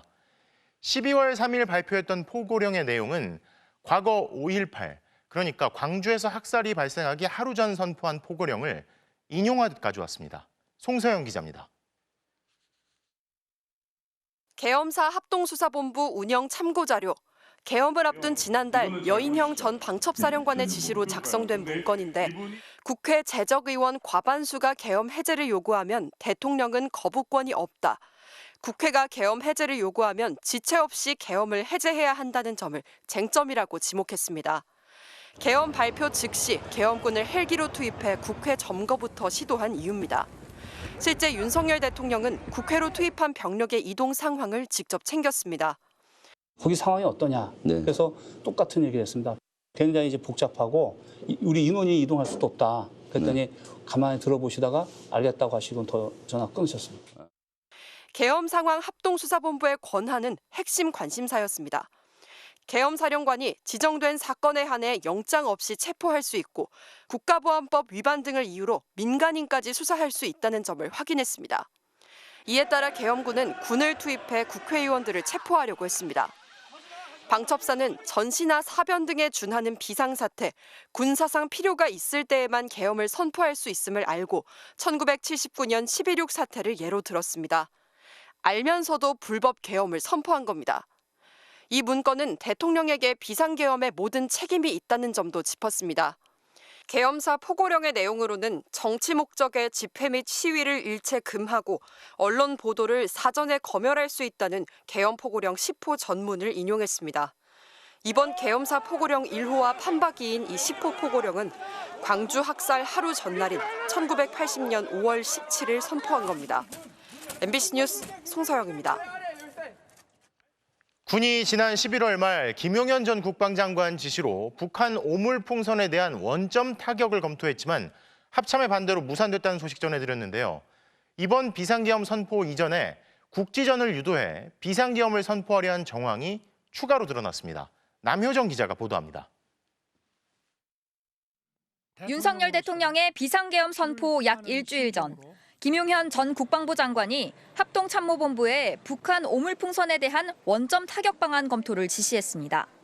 원점 타격은 휴전선 넘어 북한 지역에 대한 공격을 의미하는 것으로 남북 간 군사 충돌로 이어질 수 있습니다. 김명수 합참의장이 반대하자 김 전 장관이 질책을 하기도 했지만 합참 작전본부장 등 주요 실무자들까지 반대하면서 원점 타격 시도는 무산됐습니다. 민주당은 김 전 장관이 오물풍선에 대한 원점 타격으로 국지전을 유도해 이를 빌미로 비상계엄을 선포하려 한 것 아니냐는 의혹을 제기하고 있습니다. 이런 의혹을 뒷받침하는 정황은 더 있습니다. 국군 방첩사령부는 지난 11월 말 계엄사 합수본부 운영참고자료라는 보고서를 만들었습니다. 방첩사는 보고서에서 계엄과 통합방위사태를 동시에 선포하는 것이 가능한지 법률 검토를 했고 가능하다는 결론을 내립니다. 통합방위사태란 적의 침투와 도발에 대응해 선포하는 것으로 북한과의 군사충돌을 전제로 합니다. 이번 비상계엄을 주도한 방첩사령부가 북한과의 국지전 상황을 가정한 비상계엄을 이미 검토했던 것으로 볼 수 있는 겁니다. 야당은 평소 북한에 대해 과격한 입장을 밝혀온 윤 대통령의 성향상 충분히 가능한 방안이라고 주장하고 있습니다. 윤 대통령의 비상계엄 협조 지시를 거부한 홍장원 전 국정원 1차장은 언론과의 인터뷰에서 예전에 북한의 위협과 관련한 보고를 했을 때 윤 대통령이 다 때려 죽여 핵폭탄을 쏘거나 말거나 라는 말을 해서 놀랐다고 밝힌 바 있습니다. 이 때문에 이번 내란죄 수사 과정에서 북한과의 국지전을 유도해 계엄령 발동의 명분을 마련했다는 의혹에 대해서도 조사가 필요할 것으로 보입니다. MBC 뉴스 남효정입니다. 내란죄 피의자인 김용현 전 국방장관이 검찰에 자진 출석하기 전에 휴대전화를 교체한 것으로 확인됐습니다. 윤 대통령이 관련 수사 때마다 검찰이 휴대폰 때문에 애먹는 일이 반복되고 있습니다. 김상훈 기자입니다. 어제 오전 김용현 전 국방장관의 텔레그램 계정이 갑자기 탈퇴한 계정으로 나타났습니다. 그러다 다시 김 전 장관의 새로운 계정이 등록됐습니다. 휴대폰 번호는 그대로인데 전화기를 바꿔 증거인멸을 노린 것 아니냐는 의심이 제기됐습니다. 실제로 김 전 장관이 휴대폰을 교체한 것으로 드러났습니다. 검찰이 자진 출석한 김 전 장관을 긴급 체포하며 갖고 있던 휴대폰도 압수했는데 비상계엄 때 쓰던 전화가 아니었던 겁니다. 텔레그램 재가입 시점을 감안하면 김 전 장관이 검찰 조사를 하루 앞두고 휴대폰을 바꾼 걸로 보입니다. 검찰로서는 비상계엄 사태 수사에 필요한 내용은 전혀 없는 이른바 깡통폰을 압수한 겁니다. 검찰은 교체 경위를 묻고 예전에 쓰던 휴대폰을 제출해달라고 요구했지만 아직 확보하지 못한 걸로 알려졌습니다. 김 전 장관은 윤석열 대통령의 위임을 받아 비상계엄 사태를 주도한 인물로 지목되고 있는 만큼 김 전 장관의 휴대폰은 윤석열 대통령의 내란 혐의를 밝히는 데 핵심 증거가 될 수 있습니다. 검찰이 윤 대통령 관련 수사에서 휴대폰 때문에 애를 먹는 건 이번이 처음이 아닙니다. 윤 대통령 부부와 공천 거래를 한 것으로 의심받는 명태균 씨 수사에서도 검찰은 명 씨의 휴대폰을 아직 못 찾고 있습니다. 윤 대통령의 공천 개입 의혹을 뒷받침하는 육성 녹음, 김영선 좀 해줘라가 있을 걸로 추정되는 전화였습니다. 검찰은 비상계엄 사태가 벌어진 지 닷새나 됐지만 압수수색 등 강제 수사에 나서지 않고 있습니다. 경찰이 오늘 김 전 장관 공간과 집무실에 대해 대대적인 압수수색을 한 것과 대비됩니다. 이번 비상계엄 사태에 대해 많은 헌법학자들이 내란 혐의가 뚜렷하다고 지적하고 있어 강제 수사가 늦어질수록 늑장 수사, 뒷북 압수수색이라는 비판도 커질 걸로 보입니다. MBC 뉴스 김상훈입니다. 검찰에 자진 출석한 뒤 긴급 체포된 김용현 전 국방장관은 윤석열 대통령의 고등학교 1년 선배로 호위무사를 자처한 최측근이었습니다. 김 전 장관은 친위 쿠데타가 실패로 돌아간 뒤 MBC 취재진에게 대통령의 명령을 따른 게 어떻게 쿠데타냐는 궤변을 늘어놨지만 이런 발언은 결국 자신과 대통령의 범죄를 시인한 셈이 됐습니다. 조희명 기자입니다. 지난 1월 대통령 경호 요원들이 야당 의원의 입을 틀어막고 끌어내린 이른바 입틀막 사건.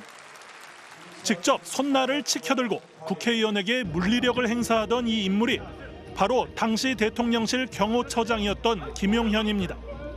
윤석열 대통령의 충암고 1년 선배로 2020년부터 당시 검찰총장이던 윤 대통령과 이른바 술친구로 급속히 친해져 군부 인사들을 소개해주며 유대를 쌓았던 김 전 장관. 인수위에선 대통령실 용산 이전을 주도하고 취임 후엔 최측근인 경호처장에 기용된 데 이어 충암고 동문 인사라는 비판도 아랑곳하지 않고 국방부 장관까지 발탁됐습니다. 정치선동 계속 하시겠다. 알겠습니다. 그럼 저도 대응하겠습니다. 하는 거 보면은 전두환 차지철 같아서 아주 좋습니다. 감사합니다. 기세가 넘쳐가지고. 예, 고맙습니다. 그래서 쿠데타 군부처럼 군다는 비판을 감사하단 비아냥으로 받아쳤던 그는 이번 사태에 대해서도 반성이나 후회 대신 중과부적이라 실패했을 뿐 떳떳하다는 태도를 유지하고 있습니다. 계엄 사태 직후에도 MBC 취재진에게 장문의 메시지를 보내 계엄은 불가피했고 대통령의 생각과 의지에 따른 거라 당당하게 밝혔습니다. 대통령이 직접 발동한 계엄이기 때문에 내란 혐의는 말도 안 된다고도 덧붙였습니다. 이른바 주인이 자기 물건을 훔칠 순 없다는 논리입니다. 하지만 김 전 장관의 이런 주장은 권력은 위임받은 것이라는 민주주의와 헌법의 기본 상식을 정면으로 위배하는 것이었고 결국 자신은 물론 윤 대통령이 내란의 우두머리란 사실을 부인하지 못하게끔 만드는 증언이 되고 있습니다. MBC 뉴스 조희명입니다. 비상계엄에 탄핵 무산까지 혼돈이 거듭되면서 우리 경제의 불안감이 커지고 있습니다.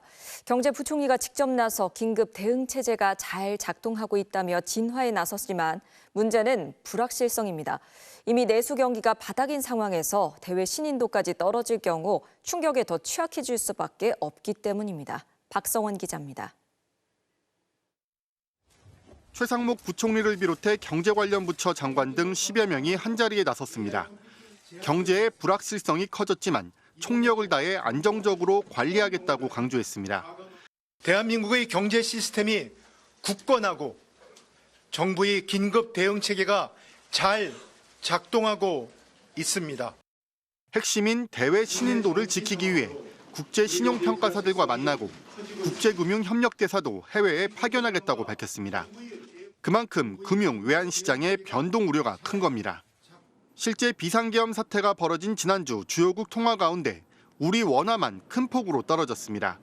미국의 한 투자은행에선 탄핵 실패로 외환시장이 열리는 내일 원달러 환율이 급등할 수 있다는 전망을 내놓기도 했습니다. 탄핵이 부결되고 이제 환율이 올라갈 거다라는 예상이 좀 많아졌거든요. 이제 주가 하락과 환율 상승 두 가지가 다 겹치면 외국인들 입장에서는 빨리 빼야 되는 상황이 되는 것이고요.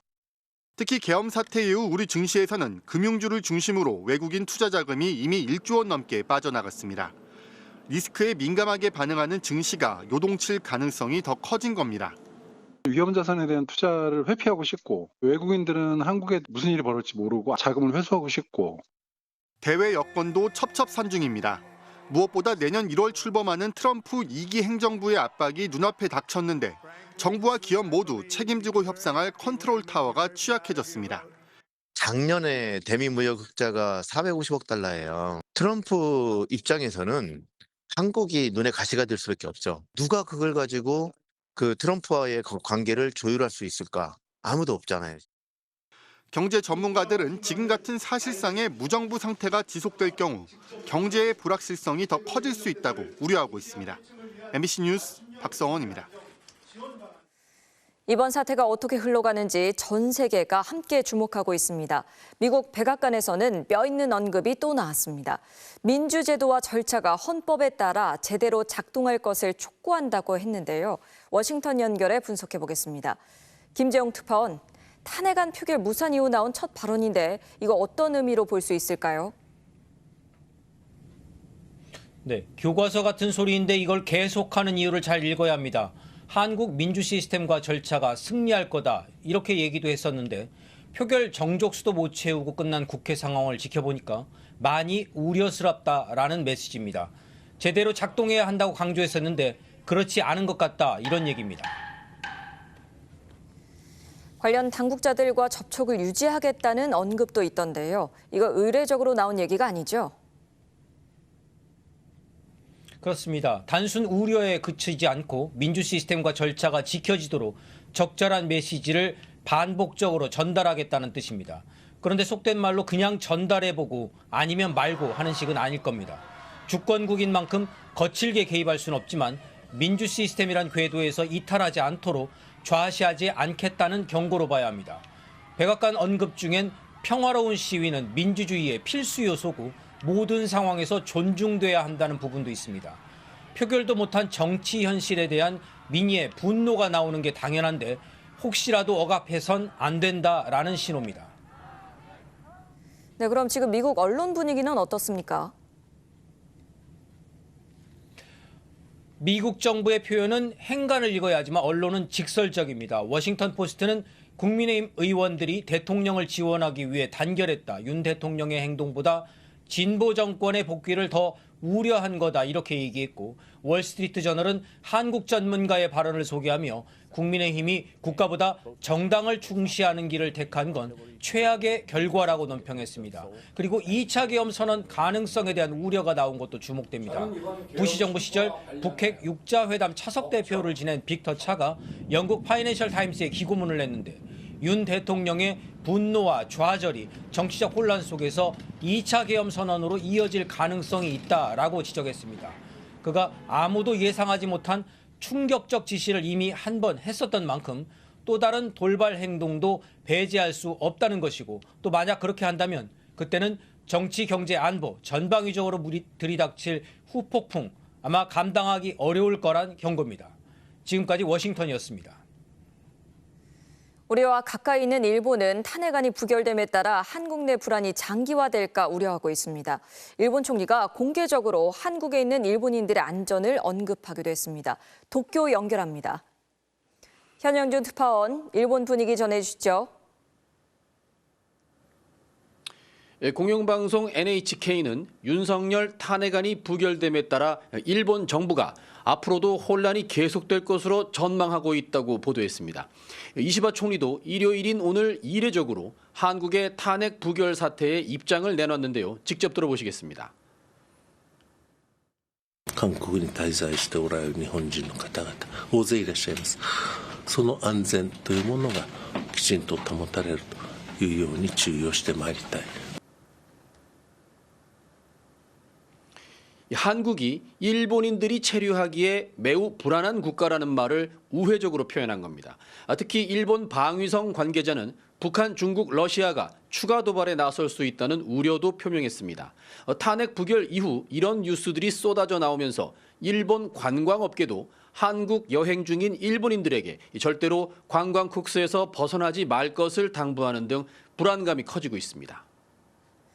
네, 일본 언론에서는 한국의 비상계엄 사태를 실시간 보도하고 또 특집의 심층 기사까지 내놓았다고 들었는데요. 어떤 내용들입니까? 네, 윤 대통령은 비록 한국에선 10%대 지지율을 얻고 있었지만 일본인들한테는 상당히 인기가 높은 한국 대통령이었습니다. 일본 입장에선 매우 상식적이고 친근한 윤 대통령이 도대체 왜 이런 일을 벌였는지 도무지 이해하기 어렵기 때문입니다. 이 마이니치 신문은 이번 사태를 한국 역사상 가장 불가해한 사건이라고 전했고요. TBS는 윤 대통령이 더 이상 잃을 게 없다는 극단적인 생각을 한 게 아니냐며 다양한 해석들을 내놓고 있습니다. 특히 일본 정부가 안절부절하고 있는데요. 윤석열 내란 여파로 그동안 친일 일색이었던 윤 대통령의 대일 정책에까지 불똥이 튀진 않을까 걱정이 큰 상황이라고 합니다. 지금까지 도쿄에서 전해드렸습니다. 해외 주요 언론들도 윤석열 대통령에 대한 탄핵소추안 표결 과정을 실시간으로 보도할 정도로 큰 관심을 보였습니다. 외신들은 윤 대통령의 정치적 미래에 대해서도 부정적으로 내다봤습니다. 윤성철 기자가 외신들 반응을 모아봤습니다. 영국 BBC 방송은 한국의 대통령이 탄핵안 표결에서 살아남았다고 긴급 타전했습니다. 또 여당 의원들의 표결 불참으로 의결 정족수인 200석에서 5석이 모자라 탄핵안이 폐기됐다고 자세히 설명했습니다. 영국 더타임스는 탄핵이 무산되자 수만 명의 시위대가 국회의사당 일대 도로를 봉쇄했다고 보도했습니다. 여당 의원들이 국회의사당을 빠져나가자 분노한 야당 의원들이 배신자, 다시 돌아오라라고 외쳤다며 당시 상황도 전했습니다. 각국의 주요 방송사들 역시 탄핵안 표결 진행 상황을 실시간 주요 뉴스로 전하며 큰 관심을 보였습니다. 最新的消息，北京时间今天晚上，韩国国会表决总统尹锡悦弹劾动议案。 외신들은 또 윤 대통령이 탄핵 위기에서 당장은 살아남았지만 정치적인 장래가 밝지 않다는 데에도 의견을 일치했습니다. 영국 파이낸셜 타임스는 한국 민주주의의 취약성을 보여준 격동의 한 주였다고 평가한 뒤 탄핵안 무산의 결과로 한국의 정치적 혼란이 고조될 것이라는 부정적 전망을 내놓았습니다. 영국 가디언은 윤 대통령의 장래에 대한 불확실성이 더해질 것이라고 전했고, 이탈리아 코레의 델라세라는 윤 대통령이 법적 책임을 묻지 않는 조건으로 자진하야를 할 수 있다고 분석하기도 했습니다. 이런 가운데 블룸버그 통신은 테크라이벌인 한국과 대만 증시의 시가총액이 1조 달러 차이로 벌어진 상황에서 정치적 혼란에 휩싸인 한국 증시가 대만에 더 뒤처질 위험이 있다고 경고했습니다. MBC 뉴스 윤성철입니다.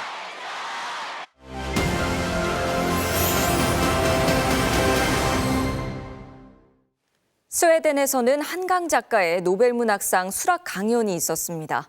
한 작가는 폭력적이고 고통스러운 동시에 아름다운 이 세상에서 우리가 향해야 할 곳은 결국 사랑이라고 말했는데요. 스톡홀름에서 임소정 기자입니다. 2달 전 한강 이름 두 자가 불렸던 한림원. Dear Hankang, please accept our warmest congratulations. The floor is now yours. 청중의 박수를 받으며 연단에 오른 한강 작가는 1979년으로 시간을 되돌렸습니다. 8살의 소녀 한강이 연필로 또박또박 적어내려간 시. 사랑이란 무엇일까? 우리의 가슴과 가슴 사이를 연결해주는 금실이지. 사랑을 묻던 소녀는 어느 날 우연히 광주 사진첩에서 폭력을 목도하고 끝없이 이어지는 질문을 품게 됩니다. 인간은 어떻게 이토록 폭력적인가? 동시에 인간은 어떻게 그토록 압도적인 폭력의 반대편에 설 수 있는가? 오직 글쓰기로만 이를 꿰뚫고 나아갈 수 있다는 걸 알게 된 뒤 들어선 작가의 길. 한강은 절실한 질문들 속에서 견디는 동안 광주를 다시 마주했습니다. 저는 살고 싶습니다. 그 문장들을 읽은 순간 이 소설이 어느 쪽으로 가야 하는지 벼락처럼 알게 되었습니다. 그리고 한강이 마침내 다다른 곳은 사랑. 숙명 같은 고통을 기꺼이 감내한 이들. 언어를 통해 그 고통에 기꺼이 연결되는 이들에게서 작가는 사랑을 느꼈습니다. 어쩌면 내 모든 질문들의 가장 깊은 겹은 언제나 사랑을 향하고 있었던 것 아닐까? 8쪽짜리 강연문 빛과 실이 한국어와 영어, 스웨덴어로 전달되는 동안 강연장 밖에선 소년이 온다의 처음과 끝을 밝혔던 촛불이 다시 켜졌습니다. About what's happening, and it seems just a nightmare to me that, and we just hope that democracy will win. 40여 년 전 광주의 그림자가 현재형으로 되돌아온 지금. 작가 한강은 그럼에도 생명의 빛과 전류가 흐르는 실에 연결되어줄 모두에게 감사하다는 말로 강연을 마무리했습니다. 스톡홀름에서 MBC 뉴스 임소정입니다.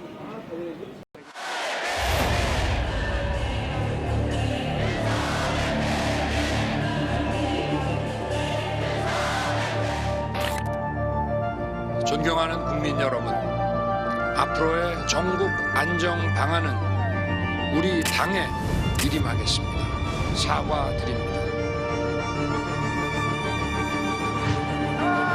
간단한 말 몇 마디로 끝낼 수 있는 일인가.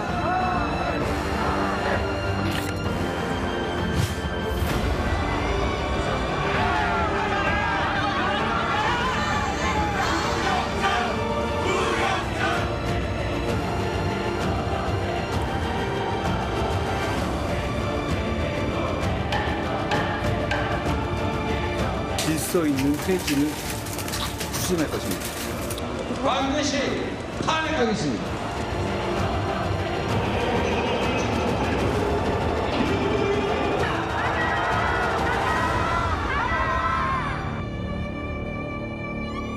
조금 전 들으신 대로 윤 대통령도 약속했다면서 국민의힘 한동훈 대표는 질서 있는 조기 퇴진을 말했지만 구체적인 방안은 전혀 언급하지 못했습니다. 전국 수습 방안에 대해서도 국무총리와 주 1회 이상 회동을 정례화하겠다는 게 전부였습니다. 지금까지 내각 총사퇴는 물론 대통령 탈당조차 현실로 만들지 못한 한 대표는 그러나 담화 이후엔 혼선을 피하겠다면서 기자들의 질문조차 받지 않았습니다. 김민영 기자의 보도입니다. 국민의힘 한동훈 대표는 공동 담화를 시작하며 국민을 강조했습니다. 윤석열 대통령이 자리에서 물러나야 한다는 게 국민 다수의 판단이라고 주장했습니다. 국민의힘은 집권여당으로서 준엄한 국민의 평가와 심판을 겸허하게 받아들입니다. 국민의 판단, 국민의 심판을 내세워 자신이 공식화한 질서 있는 조기 퇴진의 정당성을 확보하려 한 것으로 보입니다. 하지만 질서 있는 조기 퇴진은 선언적인 수준에서 더 이상 나아가지 못했습니다. 이미 당내에선 안철수 의원이 윤 대통령의 퇴진 일정을 수차례 요구해왔습니다. 더불어민주당 등 야당은 조기 퇴진이라는데 그 조기가 언제냐고 거듭 지적해왔습니다. 하지만 전국 안정 방안에 대한 첫 담화부터 가장 중요한 퇴진 시기나 방식에 대해선 아무 윤곽조차 제시하지 못한 겁니다. 한 대표는 윤 대통령이 외교를 포함해 국정에 관여하지 않을 거라고 못 박았는데 그 방법에 대해선 언급하지 않았습니다. 한 대표는 또 언제일지도 모를 윤 대통령의 퇴진까지 자신이 민생을 챙기겠다고 스스로 선언했습니다. 대통령의 퇴진 전까지 국무총리가 당과 긴밀히 협의하여 민생과 국정 차질 없이 챙길 것입니다. 민생과 국정을 챙길 방안에 대해서도 구체적인 방식은 제시된 게 없었습니다. 구체적인 방안은 한덕수 총리와 매주 한 번 이상 회동을 정례화하겠다는 것 하나가 전부였습니다. 비상계엄령 선포 전 국무회의에 참석했던 한 총리는 무거운 책임감을 느낀다면서도 계엄 선포 경위나 이유, 자신의 입장에 대해 아무런 설명이 없었습니다. 저를 포함한 모든 국무위원들과 부처의 공직자들은 국민의 뜻을 최우선에 두고 여당과 함께 지혜를 모아 한 대표와 한 총리, 두 사람이 무슨 근거로 만나 국정을 운영하냐는 지적이 이어지자 한 대표는 총리가 국정 운영을 챙기는 것이고 당정 협의를 더 적극적으로 하겠다는 것이라고 해명했습니다. 한 총리는 담화 뒤 국무회의를 소집했는데 형식을 장관들과의 비공개 간담회로 바꿔 속기록을 남기지 않았습니다. MBC 뉴스 김민영입니다. 대통령을 직무 배제하고 대통령 퇴진 전까지 여당이 총리와 국정을 운영하겠다. 이런 한덕수 국무총리와 한동훈 국민의힘 대표의 공동 담화문에 대해 우원식 국회의장이 명백한 위헌이라고 지적했습니다. 우원식 국회의장은 권력은 대통령 주머니 속에 있는 것이 아니다. 권한 이양 역시 대통령 임의로 정할 수 없다며 엄중 경고했습니다. 대통령 직무를 즉각 중단시키기 위한 여야 회담도 제안했습니다. 김지인 기자가 보도합니다. 우원식 국회의장은 긴급 기자회견에서 한덕수 국무총리가 공동담화문 발표 직후 전화를 걸어와 국회에 협력을 당부한다 요청했으나 이를 거절했다고 밝혔습니다. 국민이 위임한 바 없는데 여당의 당대표와 이렇게 하는 것은 이건 매우 옳지 않다. 그래서 인정할 수 없다. 그렇게 대답을 했습니다. 오늘 한 총리의 담화에는 헌법도 국민도 없다며 한 총리와 국민의힘 한동훈 대표의 공동 국정운영 구상은 명백한 위헌이라고 강하게 비판했습니다. 그 누구도 부여한 바 없는 대통령의 권한을 총리와 여당이 공동 행사하겠다고 하는 것은 명백한 위헌입니다. 국민을 호도하는 것은 국민 주권과 헌법을 무시하는 매우 오만한 일입니다. 지금 당장 헌법에 없는 행위를 중단하라고 경고하며 윤석열 대통령 직무 정지를 논의하기 위한 여야 회담을 제안했습니다. 앞서 우 의장은 윤 대통령 탄핵 소추안 표결에 불참한 국민의힘 의원들을 향해 정파의 문제가 아니라 대한민국 역사와 민주주의 문제라며 질타한 바 있습니다.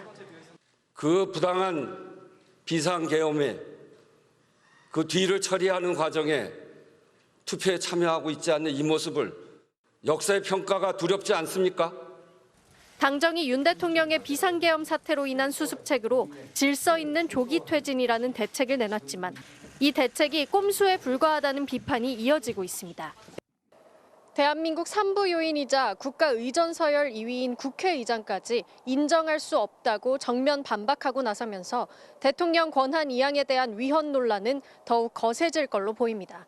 MBC 뉴스 김지인입니다. 경찰 수사 상황 확인해 보겠습니다. 경찰은 비상계엄 사태를 주도한 김용현 전 국방부 장관에 대해 강제 수사에 나섰는데요. 휴대전화와 컴퓨터, 노트북까지 압수해 분석에 들어갔습니다. 경찰청 국가수사본부를 다시 연결하겠습니다. 조건희 기자, 경찰이 김용현 전 장관 휴대전화를 확보했다고요? 네, 맞습니다. 경찰은 오늘 오전 10시부터 조금 전인 저녁 7시 20분까지 김용현 전 국방부 장관의 한남동 공간과 집무실, 자택을 압수수색했습니다. 비상계엄 선포 앞뒤 상황을 비롯해 김 전 장관의 내란, 반란 혐의에 대한 자료를 모으기 위해 강제 수사에 나선 건데요. 경찰은 이번 압수수색을 통해 휴대전화와 컴퓨터, 노트북 등 18점을 압수했다고 밝혔습니다. 이 압수한 자료들은 포렌식 등 분석에 들어갈 예정입니다. 또한 경찰은 통신영장도 어제 저녁 발부받아 김 전 장관의 통화 내역까지 확보하고 있습니다. 김 전 장관은 비상계엄을 대통령에게 건의하는 등 이번 계엄 사태를 주도한 인물로 검찰이 김 전 장관을 긴급 체포해 신병을 확보한 상황에서 경찰도 수사에 속도를 내고 있는 것으로 보입니다. 다만 경찰은 이번 출국금지 조치가 되었기에 신병보다는 자료 확보가 더 중요하다고 봤다며 검찰과 수사 경쟁을 벌인다는 말에 대해서는 선을 그었습니다. 이 같은 경찰 강제 수사는 비상계엄 특별수사단이 꾸려진 지 이틀 만입니다. 수사단은 당초 120명이었는데요. 경찰은 오늘 여기에 수사관을 더 투입해 150여 명 규모로 확대, 집중 수사에 나섰습니다. 2021년 국수본이 출범한 뒤 단일 사건 기준 가장 규모가 큽니다. 현재 국수본에는 김 전 장관은 물론 윤석열 대통령과 이상민 행정안전부 장관 등이 내란과 반란, 직권남용 등 혐의로 고발된 상태인데요. 오늘 검찰이 김 전 장관에 이어 윤석열 대통령까지 내란 혐의 피의자로 입건한 만큼 경찰 수사도 더 확대될 것으로 보입니다. 앞서 국수본은 조지호 경찰청장과 김봉식 서울경찰청장 등에게 휴대전화를 임의 제출 형식으로 압수하면서 경찰 수뇌부에 대한 수사에도 들어간 바 있습니다. 경찰이 검찰의 합동수사 제안을 그제 거절했던 사실도 오늘 드러났습니다. 국수본은 법령상 내란죄는 경찰 관할이라며 수사 신뢰성과 공정성 등을 고려해 거절했다고 밝혔습니다. 지금까지 경찰청 국가수사본부 앞에서 MBC 뉴스 조건희입니다. 비상계엄 선포 직후 계엄군이 가장 먼저 투입된 선거관리위원회에서 무슨 일이 있었을까요?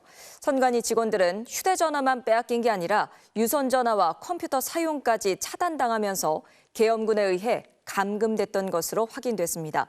김지성 기자의 단독 보도입니다. 지난 3일 밤 10시 30분 무장한 계엄군이 중앙선거관리위원회로 진입합니다. 윤석열 대통령이 비상계엄을 선포한 지 10분도 채 안 된 시점입니다. 총을 든 군인들은 이곳 중앙선거관리위원회에 도착한 뒤 미리 준비한 듯 바로 건물 2층으로 올라갔습니다.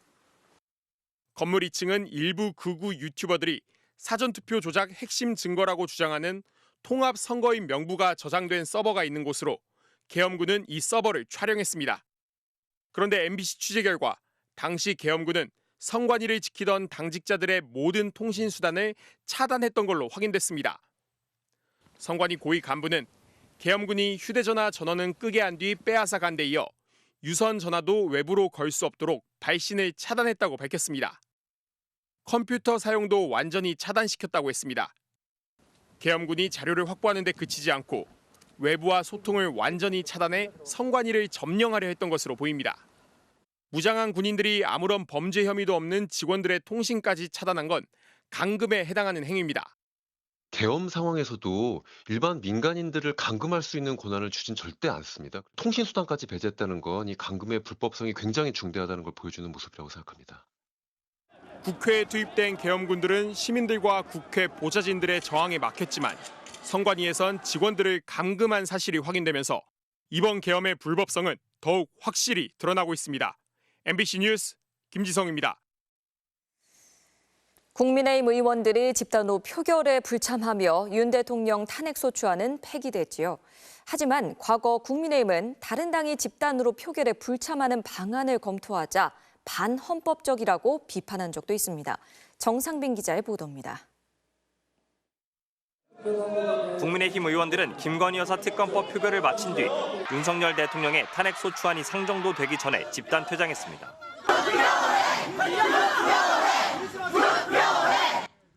탄핵소추에 찬성한다고 공개적으로 밝힌 안철수 의원을 빼곤 텅 빈 국민의힘 의석. 야당 의원들은 국민의힘 의원 이름을 한 명 한 명 불렀지만 자리는 채워지지 않았습니다. 주호영 의원, 부의장님, 어서 돌아오십시오. 주호영 의원. 같은 시각 국민의힘 의원들은 본청 회의실에 모여 있었습니다. 명분은 비상의원총회, 취재진과 다른 사람들의 출입을 막는다며 당직자들이 문을 막고 있었습니다. 들어가기도 나가기도 쉽지 않은 상황. 본회의 전 의원총회에서 국민의힘 의원 9명이 표결에 참여하겠다고 손을 들었지만 당론은 불참. 표결하고 싶어도 이 당론에 가로막혀 본회의장에 갈 수 없었습니다. 결국 김혜지 의원과 김상욱 의원 2명만이 어렵게 본회의장을 찾았습니다. 배신자라는 낙인이 찍힌 채 정치 생명을 그만해야 된다는 그런 각오로 섰습니다. 당론을 거슬렀다는 배신자 낙인이 제각각 헌법기관인 국회의원이 당연히 투표에 나서는 것조차 망설이게 한 겁니다. 국민의힘은 의원들의 투표를 막았다는 비판에 대해 투표 거부도 자유투표 원칙에 부합하는 거라고 반박했습니다. 하지만 과거엔 정반대였습니다. 작년 국회가 2차례 더불어민주당 이재명 대표의 체포 동의안을 표결에 붙였던 당시 강성 친명계가 표결 집단 불참을 검토하자 국민의힘은 헌법기관인 국회의원의 양심의 자유를 침해한다고 비판했습니다. 민주당이 추락하는 것은 괜찮습니다만은 한국 민주주의 자체가 수준이 그렇게 떨어지는 게 걱정이 됩니다. 이번엔 어느 때보다 국민적 관심사가 높은 대통령의 탄핵소추안 표결이었던 데다 계엄군이 국회의사당을 침탈한 데 대해 여당 스스로 표결조차 포기한 것이어서 비판의 강도는 어느 때보다 거셉니다. 민주당 이재명 대표는 의원들의 자유의사를 사실상 억압한 것으로 보인다며 국민의힘은 명백한 내란의 공범이라고 비판했습니다. MBC 뉴스 정상빈입니다. 국민의힘은 어제 탄핵을 무산시키고 나서 헌정 중단 사태를 막았다고 주장했습니다. 헌법학자들에게 의견을 물었습니다. 탄핵이야말로 위기에 처한 헌정을 회복시키는 헌법적 절차라고 지적했습니다. 윤상문 기자입니다. 윤석열 대통령에 대한 탄핵을 집단 퇴장으로 무산시킨 국민의힘. 헌정 중단을 막아야 한다는 이유를 댔습니다. 또다시 대통령 탄핵으로 헌정 중단의 불행을 되풀이할 수는 없습니다. 헌정. 헌법이 정한 절차에 따라 국민의 기본권을 지키고 국가기관을 운영하는 것을 뜻합니다. 그런데 국민의힘이 내세운 논리는 대통령 탄핵이 헌정 중단을 일으킨다는 겁니다. 헌법학자들은 국민의힘이 국민을 속이고 궤변을 늘어놓고 있다고 직격합니다. 탄핵이야말로 지극히 헌법적인 절차라고 한 목소리로 말합니다. 말이 안 되는 얘기죠. 이건 헌정 중단이 아니고 헌정을 아주 정상적으로 진행하기 위한 수단이 탄핵입니다. 탄핵은 결코 헌정 중단이 아닙니다. 오히려 헌법이 정한 지극히 헌법적인 상황입니다. 헌법이 비상 상황에 자신을 보호하는 장치가 있는데 그게 바로 탄핵이라는 겁니다. 반면 윤석열 대통령의 심야 비상계엄 선포가 바로 헌정 중단 시도라고 했습니다.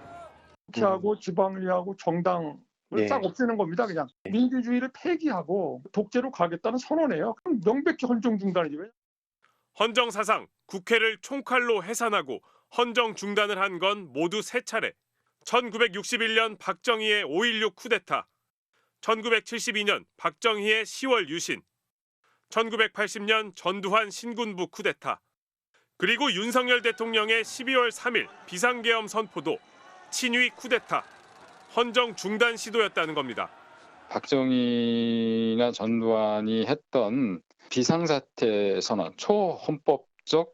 조치인 비상사태 선언이라고 봐요. 헌정을 중단시키기 위한 그걸 별도로 안 하고 포고문을 통해서 했을 뿐이죠. 헌법 전문가들이 더 걱정하는 건 헌정 중단 시도가 아직 끝나지 않았을 수도 있다는 겁니다. 옛날 전두환 노태우의 그 쿠데타처럼 12월 12일부터 5월 7일까지 쭉 지속됐잖아요. 그게 내란 상태가 계속된 걸로 볼 수도 있거든요. 내란이 종료된 건지 완전히 알 수가 없어요.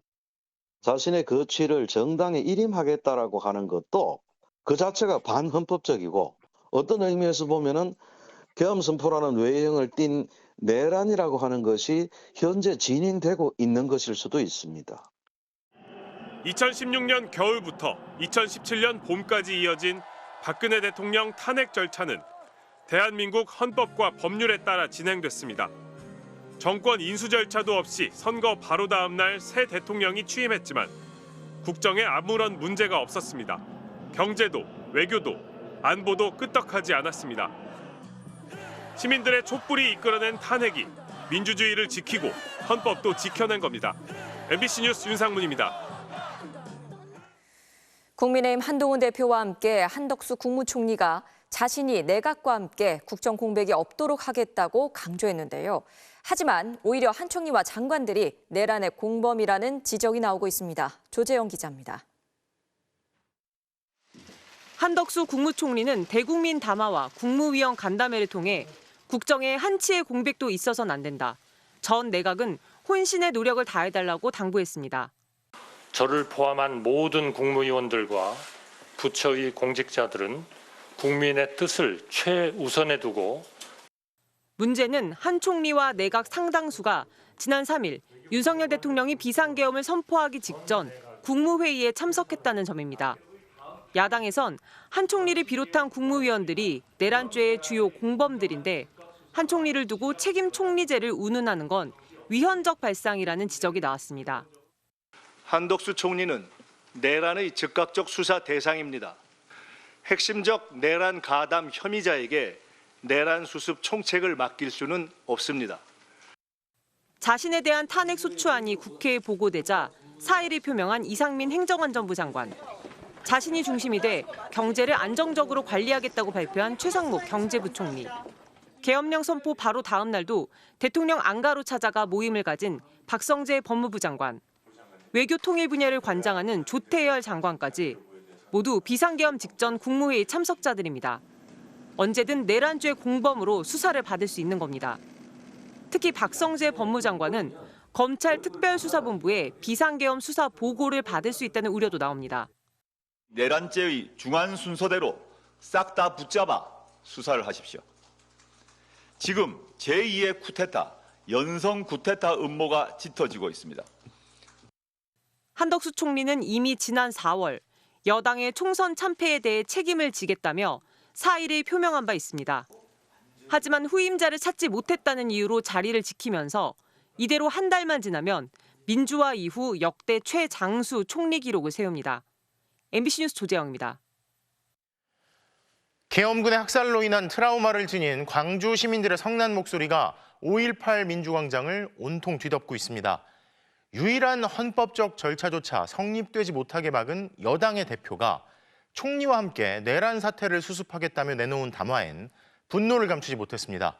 임지은 기자가 어젯밤과 오늘 광주를 뒤덮은 분노의 목소리를 취재했습니다. 5.18 민주화 운동을 배경으로 한 소년이 온다 소설책도 들고 스스로 거리에 나온 시민들, 고개를 푹 숙이고 눈물만 닦습니다. 국민의힘 의원들 퇴장에 분노했습니다. 지역구에 가서 그렇게 사정사정해서 투표를 이렇게 독려하더니 자기들은 정작 투표해야 할 때 비겁하게 투표하지도 않고 앞으로는 표를 구걸할 가치도 없고 마음에서 불이 일었습니다. 천불이 나서 이대로는 안 되겠다 싶어서 딸과 함께 나오게 됐습니다. 국민들을 우롱하는 그런 말 한마디 한마디가 너무 화가 나서 광주는 절대 지지 않는다! 광주는 절대 지지 않는다! 광주 시민들은 오늘 다시 거리에 나왔습니다. 표결 무산과 담화에 분노가 사그라들지 않았습니다. 뭐 제2의 6.29 선언도 아니고 본인들이 권력을 뻔뻔하게 더 유지하겠다라는 것밖에 안 보인다. 말 그대로 그냥 시간 끌기이고요. 그다음에 그 지연시키기. 특히 광주 시민은 뉴스 보면서 정치인들의 그 한마디 한마디에 무엇이 진심이고 무엇이 본질인지를 다 안다고 생각합니다. 그래서 이 광장이 더 뜨거워지는 거 아닐까. 광주 시민들은 질서 있는 퇴진보다 후퇴 없는 민주주의가 더 소중하다며 앞으로 계속될 탄핵 촉구 집회에 더 나서겠다고 다짐하고 있습니다. MBC 뉴스 임지은입니다. 국민의힘 의원들의 집단 불참으로 탄핵안 표결이 무산되자 국민의힘의 정치적 기반으로 불리는 대구 경북에서도 반발의 목소리가 커지고 있습니다. 시민들은 대통령 탄핵 방탄에 앞장선 국민의힘 국회의원들의 이름을 끝까지 기억할 것이라고 말했습니다. 보도에 서성원 기자입니다.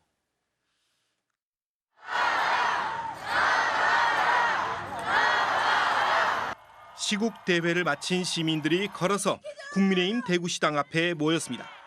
곧 윤석열 대통령 탄핵 소추안 표결 무산 소식이 전해졌습니다. 속보로 실시간으로 뜨고 있습니다. 국민의힘 의원들의 불참으로 투표가 성립되지 못하자 곳곳에서 야유와 탄식이 터져나왔습니다. 아마 탄핵으로 진행되지 않을까 생각을 했었는데 기대와는 다르게 부결됐다는 소식을 듣게 되니까 안타까운 마음에 이제 아이랑 아빠랑 같이 나오게 됐습니다. 대구에 지역구를 둔 국민의힘 의원 12명의 이름을 하나씩 부르며 울분을 토했습니다. 오늘 여러분이 외쳤던 이 12명의 이름을 우리 대구 지역 시민들은 끝까지 기억할 것입니다. 불법과 불의에 일어서는 시민들이 있다는 걸 절대 잊지 말라고 목소리를 높였습니다. 대구에 깨어있는 시민들이 많이 있고 그래서 너무 국회의원들께서 너무 대구 시민들의 뜻을 곡해하지 않았으면 좋겠습니다. 우리의 대표잖아요.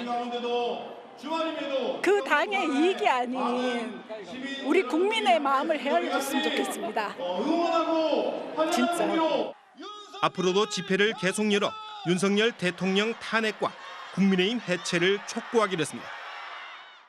국민이 뽑아준 그 의결권을 포기하고 나갔다는 건 그 사람들은 국회의원에서 내려와야 된다고 저는 생각합니다. 국민의힘의 정치적 기반인 대구, 경북에서도 탄핵 표결 무산에 따른 규탄의 목소리가 이어지고 있습니다. MBC 뉴스 서승원입니다. 이번 탄핵 촉구 집회는 100만 명에 달하는 참여 인원뿐 아니라 과거와는 다른 풍경으로도 화제였습니다. 과거 집회에서 자주 부르던 노래보다 K-팝에 친숙하고 촛불보다는 아이돌 그룹 응원봉에 익숙한 20, 30대가 대거 참여했기 때문인데요. 외신들도 마치 축제 같았다며 한국의 집회 문화를 조명했습니다. 고병찬 기자입니다.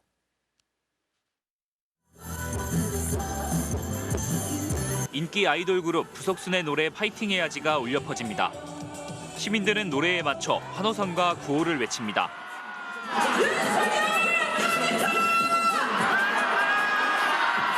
흡사 콘서트장을 방불케 하는 분위기, 어제 국회 앞 윤석열 퇴진 집회 현장이었습니다. 일단 역시 흥의 민족이다. 조금 젊은 세대들이 시위를 너무 무겁게만 생각하지 않고 나올 수 있게 되는 것 같아요. 같은 응원봉을 발견하면 조금 저분도 이렇게 나와주셨구나 이러고 힘이 나는 것 같습니다. 민주화 운동 세대를 이어 집회의 중심에 선 2030 세대들은 즐겁고 개성 있게 자신의 목소리를 냈습니다. 그리고 K-팝과 아이돌 응원봉은 두려움을 이기는 연대의 상징이 됐습니다. 스트레이키즈 응원봉인데 시위가 너무 살벌하지 않고 더 가깝게 다가왔던 것 같아요. 저처럼 생각하는 사람들이 많은 것 같아서 공감됐어요. 박근혜 탄핵 때 촛불은 금방 꺼진다는 그런 한 국회의원 발언에 그게 생각나서 들고 나왔어요. SNS에 어제 나온 걸 많이 나왔다는 걸 보고 그러고 같이 들고 나가겠다는 생각이 들어서. 시민들이 직접 만들어 들고 나온 가지각색 깃발들도 주목을 받았습니다. 웃음을 자아내는 협회 명칭은 물론 좋아하는 동물 코카를 그린 깃발을 들고 나오기도 했습니다. 누구든 시위에 참여할 수 있다는 자신감을 불어넣어 드리기 위해서 사실은 좀 어떻게 보면 우습기도 하고 재밌기도 한 깃발 들고 시위에 나오게 되었습니다.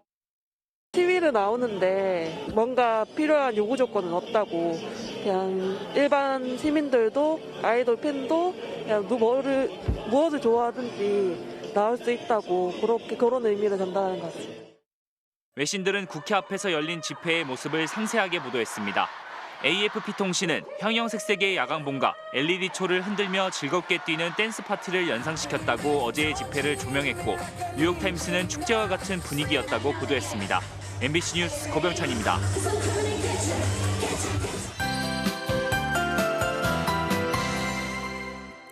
차디찬 바람결이라도 좀 무뎌지면 좋을 텐데요. 내일 아침까지는 추위가 계속되겠습니다. 밤사이 복사 냉각의 기온이 다시 큰 폭으로 떨어집니다. 출근길 철원의 수은주가 영하 9도, 서울 영하 3도, 대구도 영하 2도까지 떨어지겠고요. 그래도 내일 낮부터는 전국이 평년 수준의 기온을 회복할 전망입니다. 또 하늘에는 간간히 구름만 지나는 가운데 공기도 깨끗하겠는데요. 동해안 지방에서는 건조함이 극심한 가운데 바람까지 다소 강하게 이어지겠습니다. 작은 불씨가 큰 불로 번지기 쉬운 조건인 만큼 화재 예방에 계속해서 신경 쓰셔야겠습니다. 내일도 서쪽 고기압의 영향으로 낮 동안에는 구름 사이로 볕이 비추겠는데요. 경기와 충청 지방 곳곳에는 내린 눈이 얼어붙어 미끄러운 곳이 많아서 조심해서 이동을 하셔야겠습니다. 내일 아침 기온을 보시면 춘천이 영하 7도, 서울 영하 3도, 대전도 영하 2도까지 떨어지겠습니다. 낮 기온은 오늘보다 오르겠는데요. 서울이 6도, 전주 8도, 부산은 10도까지도 오르겠습니다. 화요일인 모레는 서울의 낮 기온도 8도 선까지 오르겠고요. 동해안 지방의 건조함은 주 중후반, 눈이나 비가 오기 전까지 계속 이어질 전망입니다. 날씨였습니다. 특집 뉴스데스크 마칩니다. 함께해 주신 여러분 고맙습니다.